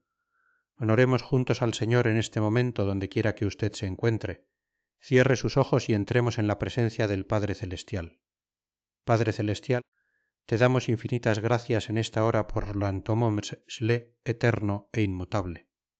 Gracias por amarnos a pesar de nuestras constantes fallas, de nuestras debilidades, de nuestras malas decisiones y de nuestras rebeliones conscientes. Te damos gracias por no poner nuestras buenas y malas acciones en una balanza humana para decidir si merecemos tu amor o no. Gracias por estar siempre dispuesto a perdonar hasta el más vil de nuestros pecados a través del sacrificio perfecto de tu Hijo Jesús en la cruz del Calvario. Gracias por recibirnos tal como estamos, con nuestros harapos de pecado y nuestra suciedad espiritual, y por tener el poder de cambiarnos, limpiarnos y transformarnos eternamente, y siempre en este momento de oración de manera muy especial. Quisiera dirigirme a ustedes que nos están escuchando o viendo en este día, quienes quiera que sean y donde quiera que se encuentren físicamente en este planeta. No sé en qué parte de esta lista de pasos se encuentran ustedes el día de hoy. Tal vez están en el paso inicial de la insatisfacción con sus vidas, tal vez en el del engaño planificando algo incorrecto, o tal vez se encuentran hoy en lo más profundo del chiquero de la desesperación, sintiendo que ya no hay esperanza para ustedes. Pero si ustedes hacen esta oración de fe conmigo en este momento, les aseguro que el Dios del universo transformará sus vidas por completo en el instante en que ustedes oren con sinceridad de corazón. Si usted desea ser salvo, perdonado y restaurado en este día, ore conmigo diciendo estas palabras desde lo más profundo de su corazón. Padre Celestial, reconozco humildemente en esta hora que he pecado contra ti, que te he desobedecido en muchas ocasiones y que he caminado por mis propios senderos de orgullo. He querido gobernar mi propia vida a mi manera, fuera de tu voluntad, y tristemente hoy me encuentro perdido, vacío, cansado y sin fuerzas en este chiquero de la vida. En esta hora te pido de todo corazón que perdones cada uno de mis pecados, mis rebeliones y mis ofensas. No te lo pido basándome en las promesas de enmienda que yo pueda hacerte hoy, porque sé que mis fuerzas humanas son muy limitadas, sino porque creo firmemente que tu Hijo Jesús ya pagó por toda mi culpa al morir por mí en la cruz del Calvario. Te pido que me salves ahora mismo, que limpies mi corazón con tu sangre preciosa y que me des una nueva vida bajo tu cuidado. Te lo pido con fe, en el dulce y poderoso nombre de nuestro Señor y Salvador Jesucristo. Amén. Si usted ha hecho esa oración con fe y sinceridad en su corazón, la palabra de Dios le garantiza que sus pecados han sido perdonados, que usted ha sido salvo y que ahora es un hijo de Dios, adoptado en su familia eterna. Pero tal vez usted me diga en este momento, Dr. Stanley, yo ya fui salvo hace muchos años, yo entregué mi vida a Cristo en mi juventud, pero me alejé de su camino, me enfrié espiritualmente y he estado viviendo como el hijo pródigo en una provincia apartada, malgastando mis dones y mi tiempo. Si ese es su caso, amado hermano, entonces le ruego que haga esta otra oración conmigo en este momento, buscando restauración. Padre Celestial, confieso ante ti con dolor que he sido un hijo rebelde, desobediente y renegado. En mi orgullo tonto pensé que sabía más que tú, pensé que podía encontrar la felicidad y la plenitud lejos de tu presencia, de tu palabra y de tu iglesia. Y la realidad es que he fracasado por completo. Me encuentro quebrado, vacío, seco y lleno de un dolor profundo en mi alma, y no solo he fracasado en el aspecto personal, sino que soy plenamente consciente de que hay otras personas a mi alrededor, mi esposa, mis hijos, mis amigos, que han sido profundamente heridas y quebrantadas por mi culpa, por mis malas decisiones, por mis palabras hirientes, por mi frialdad y por mi mal trato hacia ellos. Reconozco que tengo mucho de qué ser perdonado en este día, pero tú has prometido en tu santa palabra que si confesamos nuestros pecados, tú eres fiel y justo para perdonar nuestros pecados y limpiarnos de toda maldad. Padre, te pido humildemente que me perdones por haberte fallado, que sanes las heridas que he causado en otros por mi desobediencia, y te pido que me concedas la gracia de tener un nuevo comienzo en mi caminar cristiano. Me rindo ante ti en este día, decido volver a casa y te pido que restaures mi comunión contigo en el precioso nombre de tu Hijo amado, nuestro Señor Jesucristo. Amén. Comience su día con el devocional gratuito en Contacto. Suscríbase hoy mismo para recibir alimento espiritual diario que fortalecerá su fe. El Hijo de Dios, el Señor Jesucristo, dijo de manera contundente: Yo soy el camino y la verdad y la vida. Nadie viene al Padre sino por mí. Por tanto, vayan por todo el mundo enseñando y predicando el Evangelio a toda criatura hasta lo último de la tierra. Esto es En Contacto, el Ministerio de Enseñanza Bíblica del Dr. Charles Stanley, diseñado para guiarle en una relación más estrecha con Dios y fortalecer su andar diario. Hoy en el programa En Contacto, continuaremos profundizando en la obra maravillosa del Espíritu Santo en nuestras vidas y cómo reflejar un carácter propio de Cristo. Si alguien que no conoce la fe cristiana le preguntara a usted de manera directa y firme en la calle: bien, ¿cómo podré identificar a un verdadero cristiano cuando lo vea? ¿Cuáles son sus características distintivas? ¿Qué le diría usted a esa persona?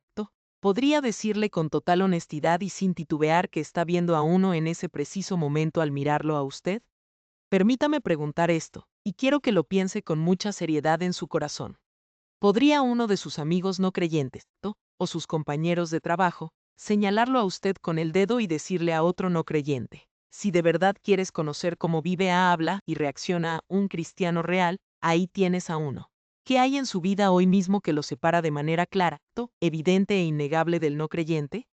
¿Qué hay acerca de su estilo de vida, de sus reacciones ante la crisis, de sus prioridades financieras, de su vocabulario y de sus valores morales que lo hace evidentemente distinto de la persona promedio que camina por la calle? Escuche esto con atención. ¿Hay algo en usted que lo hace diferente? ¿O es usted de aquellos que simplemente se ajustan de manera cómoda al molde del mundo? Siguen a las masas, hacen lo que hacen los demás, adoptan las modas y el lenguaje vulgar del mundo porque usted no quiere ser aislado, criticado ni señalado como uno de esos cristianos religiosos. Bueno, amigo mío, Dios tiene bastante que decir sobre todo esto en su palabra. Es un tema de suma importancia para él, porque las Sagradas Escrituras dicen mucho al respecto. El título de este mensaje es El Espíritu Santo, cómo reflejar un carácter propio de Cristo. Y quiero que me acompañe ahora mismo al libro de Juan en el capítulo 15, por favor. En este pasaje será muy evidente que el fruto es pero muy importante para el Señor Jesucristo debido a lo que Él expresa allí con tanta insistencia. Veremos otro pasaje en breve, pero detengámonos primero en estos primeros 8 versículos de Juan, capítulo 15.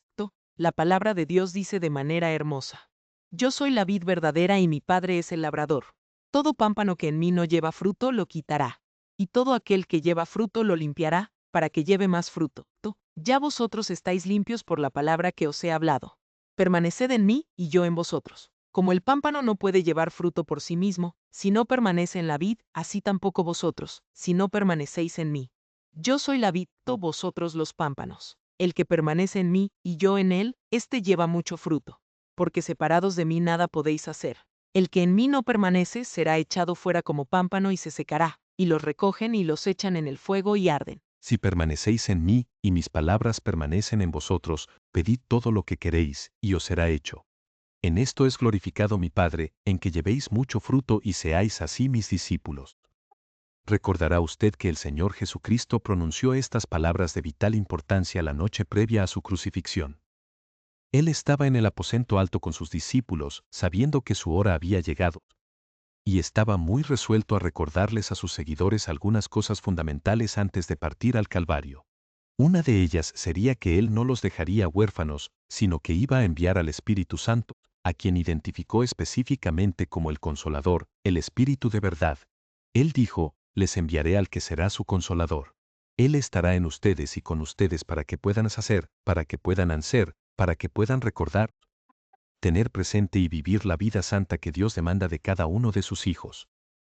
En la venida y la habitación del Espíritu Santo en el creyente es absolutamente esencial para la vida que Cristo nos llamó a vivir, y es esencial para la gran obra que Cristo nos ha ordenado realizar en esta tierra. Bien, eso no solo es cierto en un sentido general para la Iglesia como cuerpo, sino que se aplica directamente y de manera práctica a la obra a la que nos ha llamado a cada uno de nosotros de forma individual y cotidiana. Es absolutamente esencial que vivamos la vida que Él nos ha llamado a vivir para que la obra que nos ha ordenado realizar tenga mucho fruto y sea verdaderamente eficaz ante los ojos de los hombres. Porque si nuestra vida personal dice una cosa y nuestras obras públicas dicen otra diferente, las personas del mundo creerán siempre en lo que ven, no en lo que escuchan. Por ende, no podrán creer en nuestro mensaje de salvación por la sencilla razón de que si nuestras obras y nuestro carácter no concuerdan con nuestra vida y con lo que profesamos los domingos, nuestras palabras realmente no tienen sentido ni propósito. Pierden todo peso moral y terminan siendo infructuosas e inútiles ante los ojos del mundo y de Dios. Ahora, quisiera que note en este pasaje que al comenzar a observar lo que Cristo dijo sobre todo este tema del fruto, resulta muy evidente que a Cristo le interesa el fruto por una razón fundamental. Y esto es lo primero que le diré al respecto. El fruto del Espíritu Santo en nuestra vida diaria es la expresión exterior de que somos verdaderos seguidores de Cristo. Escuche bien, la presencia del Espíritu Santo manifestándose de forma visible en nuestras acciones, palabras y actitudes cotidianas es la única prueba externa y convincente ante el mundo de que somos verdaderos seguidores de Jesucristo en nuestro ser interior. Internamente, la evidencia de que somos creyentes es que fuimos sellados por el Espíritu Santo de la promesa, habiendo sido llenos del Espíritu Santo de Dios en el momento de nuestra conversión. La Biblia dice que Dios lo envió para sellarnos para el día de la redención en NN. Pero, ¿qué pasa aquí afuera, en el mundo real, en el trabajo, en la escuela, en el vecindario donde Cristo nos llamó a vivir y a testificar? ¿Cuál es la evidencia tangible ante los demás de que somos creyentes? Usted podrá decir, bueno, yo voy a la iglesia con regularidad todos los domingos, pero recuerde, los perdidos también pueden ir a un edificio religioso por costumbre o compromiso. Usted dirá, yo leo la Biblia todos los días, pero los perdidos también pueden leerla como una obra de literatura o filosofía. Usted dirá, yo suelo orar cuando tengo problemas graves, pero los perdidos también claman a Dios en medio de la angustia extrema o la enfermedad. Usted dirá, he sido bautizado en agua en una gran ceremonia, pero los perdidos también han pasado por ese rito externo sin experimentar jamás un cambio de corazón real en N. Así que todo eso es bueno, es necesario y es parte de las disciplinas de la vida cristiana, pero no constituye la verdadera evidencia transformadora de la vida de Cristo en el creyente. Y verá, el Señor Dios sabe perfectamente que nosotros, en nuestra propia capacidad humana, en nuestras fuerzas carnales, no podemos mostrar por fuera lo que se requiere es expresar. Lo que Dios busca y lo que Él quiere que sea la evidencia innegable de que somos sus hijos es algo que solo su Espíritu Santo puede producir en nosotros. Cuando Cristo habla de llevar fruto, ¿de qué aspecto de nuestra vida está hablando exactamente? Yo creo con todo mi corazón que su interés principal siempre está puesto en lo que somos, en nuestro carácter, en nuestro ser interior. Porque si yo soy lo que debo ser en mi relación personal e íntima con Dios, entonces lo que tengo que hacer y lo que debo hacer en el ministerio será simplemente el desbordamiento natural, el fluir espontáneo de mi carácter transformado. Note que cuando la Biblia habla en el libro de Gálatas del fruto del Espíritu, no dice el fruto del creyente, dice el fruto del Espíritu. Esto es una indicación directa y clara para todos nosotros de que Dios está tratando de decirnos algo crucial sobre este fruto que debe estar presente en nuestra existencia. El fruto del Espíritu es la expresión externa de la evidencia de que todos nosotros somos hijos e hijas de Dios. Podemos hacer muchas actividades religiosas, podemos elaborar grandes proyectos, construir templos hermosos e incluso podemos llegar a predicar grandes sermones elocuentes y aún así nunca haber sido salvos verdaderamente. Se puede enseñar la Biblia con mucha capacidad intelectual y técnica y nunca haber experimentado el milagro de la regeneración espiritual. No estoy cuestionando qué tan útil pueda ser el conocimiento humano. Solo digo que es posible realizar actividades de carácter religioso sin tener vida espiritual real. Pero sí le diré algo con toda seguridad.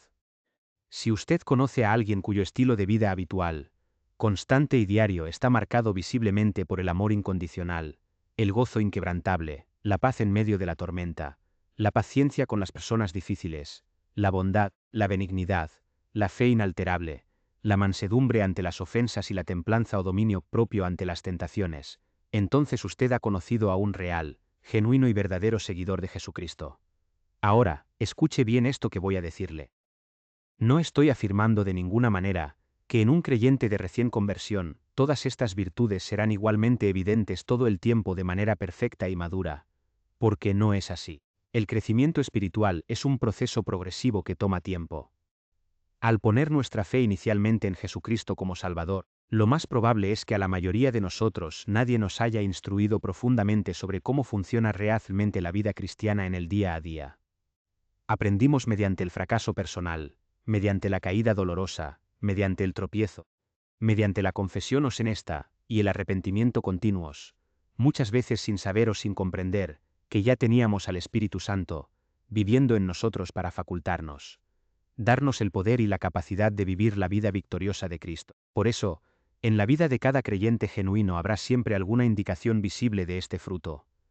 Puede que en algunas áreas de su carácter sea una señal muy pequeña todavía, como un tierno brote. Pero las 9 partes de ese hermoso racimo que es el fruto del Espíritu, estarán presentes porque el Espíritu de Dios habita en usted. Puede que no siempre se manifiesten todas al mismo tiempo, ni de la misma forma, ni en el mismo grado de madurez espiritual, pero estarán allí de manera real porque el Espíritu de Dios habita en usted desde el momento en que creyó. Una de las principales responsabilidades del Espíritu Santo es mostrar en nosotros de manera práctica, la vida santa del Señor Jesucristo. Y ya que sabemos por experiencia propia que no podemos lograr esto en nuestras propias fuerzas humanas, porque todos hemos intentado ser mejores personas, y hemos fallado una y otra vez, ¿cómo proveyó Dios para que pudiéramos andar verdaderamente en el Espíritu? ¿Cómo hizo para que estemos continuamente creciendo en nuestra expresión diaria de la vida de Cristo, y manifestando más y más de su precioso fruto? ¿Hay algo que esté ocurriendo en su vida el día de hoy que sirva como evidencia de madurez en su experiencia cristiana? ¿O ha llegado usted a una etapa de su vida espiritual donde se siente completamente estancado, frío o indiferente? Es decir, que por alguna razón usted siente que ya no crece, que se ha topado con un muro invisible, y no sabe por qué no hay mucha evidencia en su vida externa de que es un seguidor de Jesucristo. Pues bien, veamos qué es lo que sucede en el plano espiritual. En este pasaje de Juan capítulo 15, encontramos la explicación de mucho de lo que Cristo enseñó a sus discípulos. De algún modo, en estos versículos el Señor lo vinculó todo de manera magistral. Tantas cosas que hemos aprendido al repasar los diferentes libros de la Biblia y las doctrinas de la fe cristiana, se consuman y se resumen aquí mismo, en esta hermosa e ilustrativa alegoría que Cristo nos regaló de la vid y los pámpanos. Si se fija bien en el texto, dijimos que es muy evidente que al Señor le interesa el fruto. Y quisiera que vea, en primer lugar, que el fruto del Espíritu en la vida del creyente es la expresión externa de nuestra verdadera identidad en Cristo. La prueba interna es la presencia selladora del Espíritu Santo, pero el fruto es el testimonio vivo y constante ante el mundo que nos rodea. Luego veremos que el fruto del Espíritu se reproduce en nosotros mientras cooperamos activamente con el Espíritu Santo, al confiar, descansar y depender totalmente de Él. Vea esto por un momento con mucha atención. Es muy claro en este pasaje que el fruto es la meta final, el propósito supremo de Dios para nuestras vidas en esta tierra. Fíjese en el versículo 1, yo soy la vid verdadera, y mi Padre es el labrador. Ahora piense en esto con lógica espiritual. ¿Por qué un labrador dedicado se tomaría el arduo trabajo de limpiar el terreno, plantar una viña, cuidarla día y noche, protegerla de las plagas y cultivarla con tanto esmero si no estuviera buscando cosechar uvas? El fruto es la única razón de ser de la existencia de la viña. De igual manera, Dios nos salvó con un propósito que llevemos fruto para su gloria. En segundo lugar, dice el versículo 2, todo pámpano que en mí no da fruto, lo quitará, y todo aquel que lleva fruto, lo limpiará para que lleve más fruto. Dios mismo se encarga con celo santo del fruto que no se produce de manera adecuada. Pero note esto que es sumamente profundo, dice el texto que Él limpia o poda, incluso a la rama que ya está produciendo fruto de buena calidad. Luego verá que dice en el versículo 8, en esto es glorificado mi Padre, en que llevéis mucho fruto, y seáis así mis discípulos. Observe la hermosa progresión divina que se muestra aquí en el texto de Juan. El Señor comienza hablando de fruto, luego avanza a más fruto, y finalmente culmina con mucho fruto. Eso, amados, es lo que Dios busca con anhelo en su vida y en la mía, pero aquí es donde nos encontramos con el gran problema práctico de cada día. ¿Cómo podemos nosotros expresar este carácter santo, puro y amoroso en nuestras vidas cotidianas, cuando vivimos rodeados de dificultades económicas, de pruebas familiares, de tentaciones constantes, de angustias laborales y de cargas que parecen aplastarnos? ¿Cómo hacerlo cuando el mundo moderno clama por nuestra atención y nos seduce de manera sutil con sus placeres pecaminosos? La respuesta corta y honesta es que en verdad nosotros no podemos hacerlo por nuestra propia cuenta o determinación humana. Y el Señor dice, esta es la forma, el método divino en que quiero que se haga. Él dijo, yo soy la vid, el creyente es el pámpano, todo pámpano que está en mí. Recuerden que antes de estar en unión vital con Cristo en una relación espiritual de salvación, la Biblia dice que estábamos en Adán. Es decir, estábamos bajo una herencia de pecado, en una relación que sólo producía muerte, desobediencia y un fruto amargo de rebelión. Estábamos en una relación que nos llevaba de manera inevitable a la condenación y a la separación eterna de Dios. Pero por la pura, infinita y maravillosa gracia, Él nos trasladó del reino de las tinieblas al reino de su amado Hijo. Dice la Escritura que fuimos puestos en Cristo Jesús cuando creemos en Él de todo corazón, como nuestro único y suficiente Salvador personal. ¿Qué es lo que sucede en ese instante glorioso? La Biblia dice que nacemos de nuevo, que nos convertimos en una nueva criatura en Cristo. Las cosas viejas pasaron, he aquí todas son hechas nuevas. Somos hechos partícipes de su naturaleza divina. Cristo dice, yo soy la vid, vosotros los pámpanos. Recuerde que el apóstol Pablo escribió bajo inspiración divina que Cristo es nuestra vida. Piense por un momento en la maravillosa ilustración botánica que Jesús usó. Cuando se toma una pequeña rama silvestre y se injerta con cuidado en una vid verdadera, y esa rama comienza a recibir la savia rica en nutrientes que corre desde la raíz a través de la vid, entonces la rama comienza a experimentar una transformación interna. Lo que se tiene ahora no son dos plantas independientes, sino una sola vida compartida, una unión orgánica. La vida que está en la vid es ahora la vida de la rama. La savia que fluye por el tronco fluye ahora por los canales de la rama, y esa savia es la que produce de manera natural el fruto, uvas deliciosas, suculentas, apetecibles, dulces y atractivas para el labrador. ¿Por qué se produce ese fruto de calidad? ¿Acaso la rama hace un esfuerzo visible, suda o se estresa para producir la uva? No, la rama simplemente permanece unida. Se produce porque existe una relación vital, continua y hermosa entre la rama y la vid. Bien, Cristo advirtió con firmeza, si quitan esta rama de la vid y la alejan de ella, ¿qué es lo que queda? Solo queda la muerte, la sequedad y la inutilidad, porque ahora tenemos una rama desconectada de la única fuente de vida. No habrá producción de uvas, las hojas se marchitarán rápidamente y la rama se secará por completo, sirviendo solo para ser quemada, pero al haber creído en Jesucristo, el Padre nos puso en una relación espiritual con Él que es eterna, segura e inquebrantable. Estamos seguros para siempre en sus manos de amor. Y lo que garantiza esa seguridad eterna es que el Espíritu Santo, que es el mismo Espíritu de Cristo, vive ahora en nosotros, habitando en nuestro cuerpo, que es su templo. La vida de Cristo es nuestra vida presente. Fuimos sellados mediante el Espíritu para el día de la redención. Somos espiritualmente uno con Él. Note lo que dice Cristo en los versículos 4 y 5 de Juan 15. Permanezcan en mí, y yo en vosotros. Como el pámpano no puede llevar fruto por sí mismo si no permanece en la vid, así tampoco vosotros, si no permanecéis en mí. Yo soy la vid, vosotros los pámpanos. El que permanece en mí y yo en él, éste lleva mucho fruto, porque separados de mí nada podéis hacer. Jesucristo vive de manera real en nosotros por su Espíritu, y nosotros vivimos en él, posicionados en su gracia.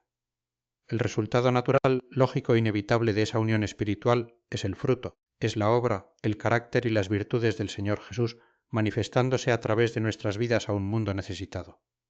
Quizás usted esté pensando en este momento con cierta frustración. Doctor Stanley, yo viviría la vida cristiana con gozo si tan solo pudiera, pero simplemente no puedo. He intentado dejar de enojarme, he intentado ser más paciente con mis hijos, he intentado no mentir en los negocios, pero simplemente no puedo lograrlo. Y déjeme decirle que tiene toda la razón. Usted no puede en sus fuerzas, ni tampoco puedo yo en las mías. Pero una vez que Cristo entra en su vida y lo injerta en la vid verdadera, usted queda vinculado de forma vital a Él. El capítulo 8 de la Epístola a los Romanos nos asegura que ninguna circunstancia, ni lo alto, ni lo profundo, ni ninguna otra cosa creada podrá jamás dañar, romper o separar esa relación de amor en Cristo. Así como la savia de la vida es la que produce el fruto en la rama, nosotros no fabricamos el fruto en nuestra propia fuerza o fuerza de voluntad humana. Las ramas no producen el fruto por sí mismas. Las ramas simplemente sostienen, muestran y llevan lo que la savia produce al correr libremente por ellas. En nuestra vida cristiana cotidiana, nosotros no manifestamos amor verdadero, gozo celestial o paz sobrenatural mediante nuestra energía o disciplina humana. La obra del Espíritu Santo es reproducir en nosotros la vida misma, el carácter y la santidad del Señor Jesucristo. Volvamos por un momento al versículo 2, donde la Escritura dice algo que a veces nos asusta, pero que está lleno de amor divino. Dice que el Padre limpia o poda a todo aquel que lleva fruto. Escuche esto con atención, amado hermano. Si hay evidencia de gozo, de paz, de paciencia o de bondad en su vida, Dios, en su papel de sabio labrador, dice que lo limpiará para que lleve todavía más fruto. Usted dirá en medio de su prueba: ahora entiendo por qué estoy pasando por esta situación tan difícil. Ahora entiendo esta pérdida o esta aflicción. Escuche, incluso la adversidad que Dios permite y de manera soberana a nuestra vida, incluso los momentos de profunda dificultad familiar, de escasez o de dolor físico, no los rechace con amargura preguntando: ¿dónde está Dios cuando sufro? No los vea como algo que viene exclusivamente del enemigo para destruirlo, ni mire sus pruebas diciendo con queja: Señor, Si me amaras de verdad, no permitirías este dolor tan agudo en mi vida. Mire, cualquiera que tenga una viña y que realmente desee una cosecha abundante, dulce y de calidad, tendrá siempre una herramienta indispensable a la mano. Una podadora bien afilada. Ese es uno de los propósitos fundamentales, santos y sabios por los cuales pasamos por penas, pérdidas y aflicciones en esta tierra. ¿Sabe lo que Dios está haciendo con nosotros en esos momentos de dolor? Él nos está podando con mano experta y tierna. Si usted deja que una rama de vid crezca de manera descuidada, sin control, y no la poda nunca, de allí surgirán, de manera inevitable, muchos brotes silvestres, muchas hojas innecesarias que consumirán la savia valiosa de forma inútil, impidiendo que la rama concentre su fuerza en producir el fruto más grande, dulce y suculento. Por eso, usted dirá en medio de su prueba: el labrador tiene que cortar sin vacilar, que nos vuelven insensibles espiritualmente, hábitos que parecen inofensivos pero que consumen nuestro tiempo de oración, amistades que nos distraen de la comunión, o quizás elegimos de manera egoísta a quién amar y a quién no según nuestra propia conveniencia.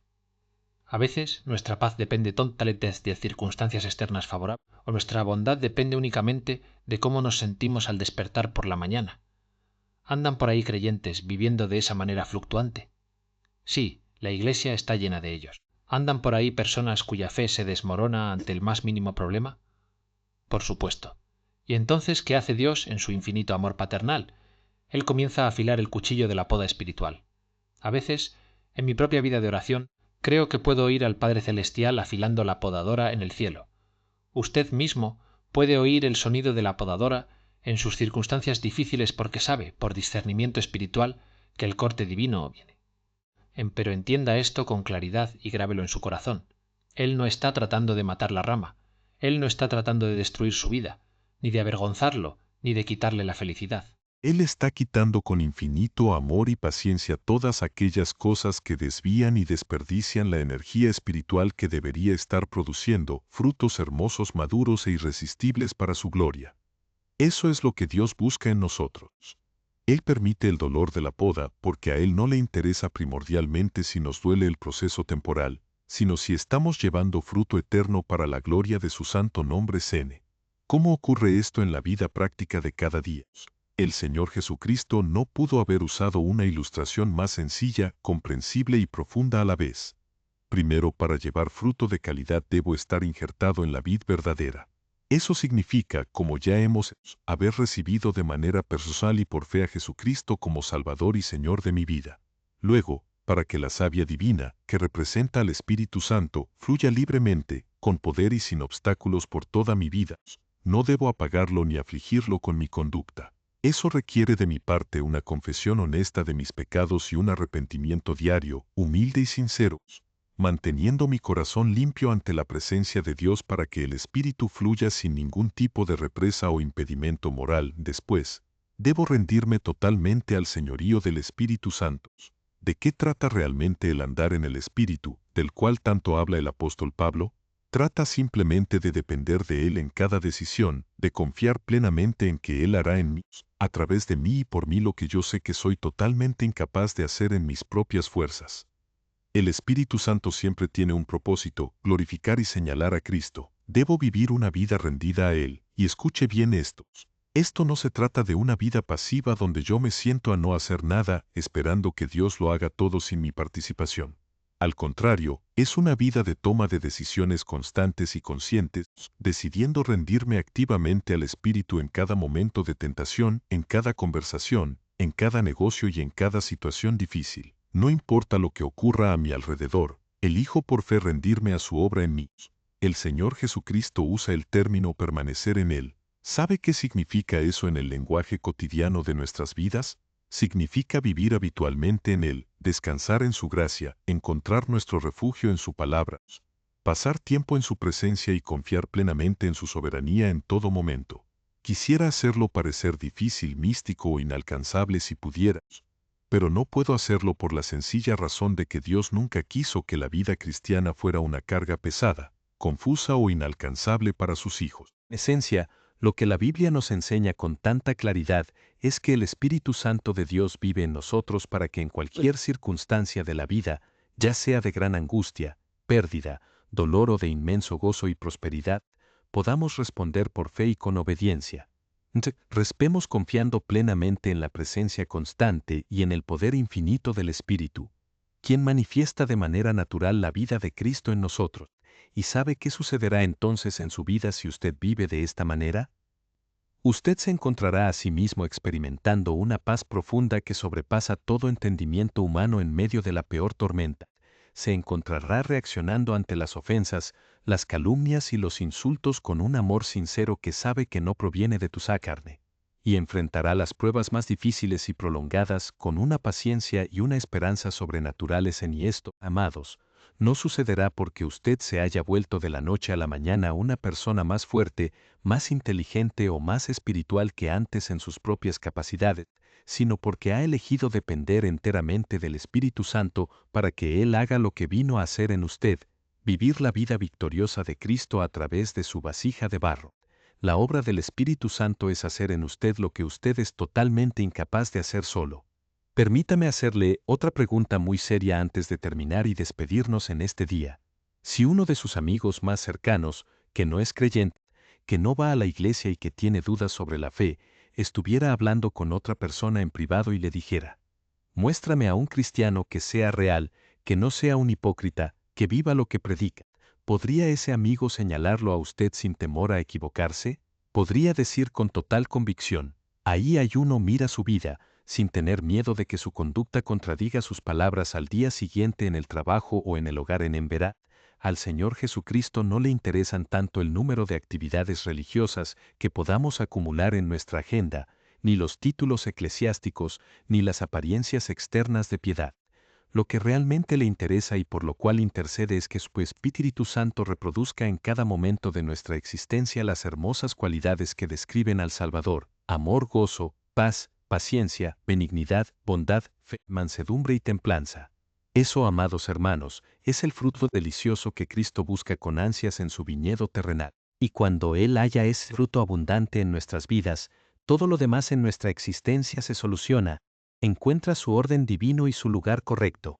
Si usted siente hoy en su corazón, bajo la convicción del Espíritu Santo, que su vida no está reflejando ese fruto, que ha estado viviendo de manera carnal, seca o que se encuentra alejado en una provincia apartada, debe haber un momento sincero de confesión, de humillación y de arrepentimiento por aquellas cosas que han estado impidiendo, apagando y obstaculizando el flujo del Espíritu en su interior. Confiese esas cosas ahora mismo ante el Padre Celestial, no espere a mañana. Apártese decididamente de todo aquello que le estorba, de todo peso de pecado, para que la savia divina de la vida de Dios fluya libremente y con poder en usted. Deje que el Espíritu de Dios produzca en usted ese fruto delicioso, atractivo y satisfactorio que hará que otras personas a su alrededor sientan un deseo profundo y sincero de conocer al mismo Cristo que usted tiene y refleja en su carácter. Que el Señor les bendiga ricamente y que sus vidas lleven mucho fruto para la gloria de nuestro Padre Celestial. Amén.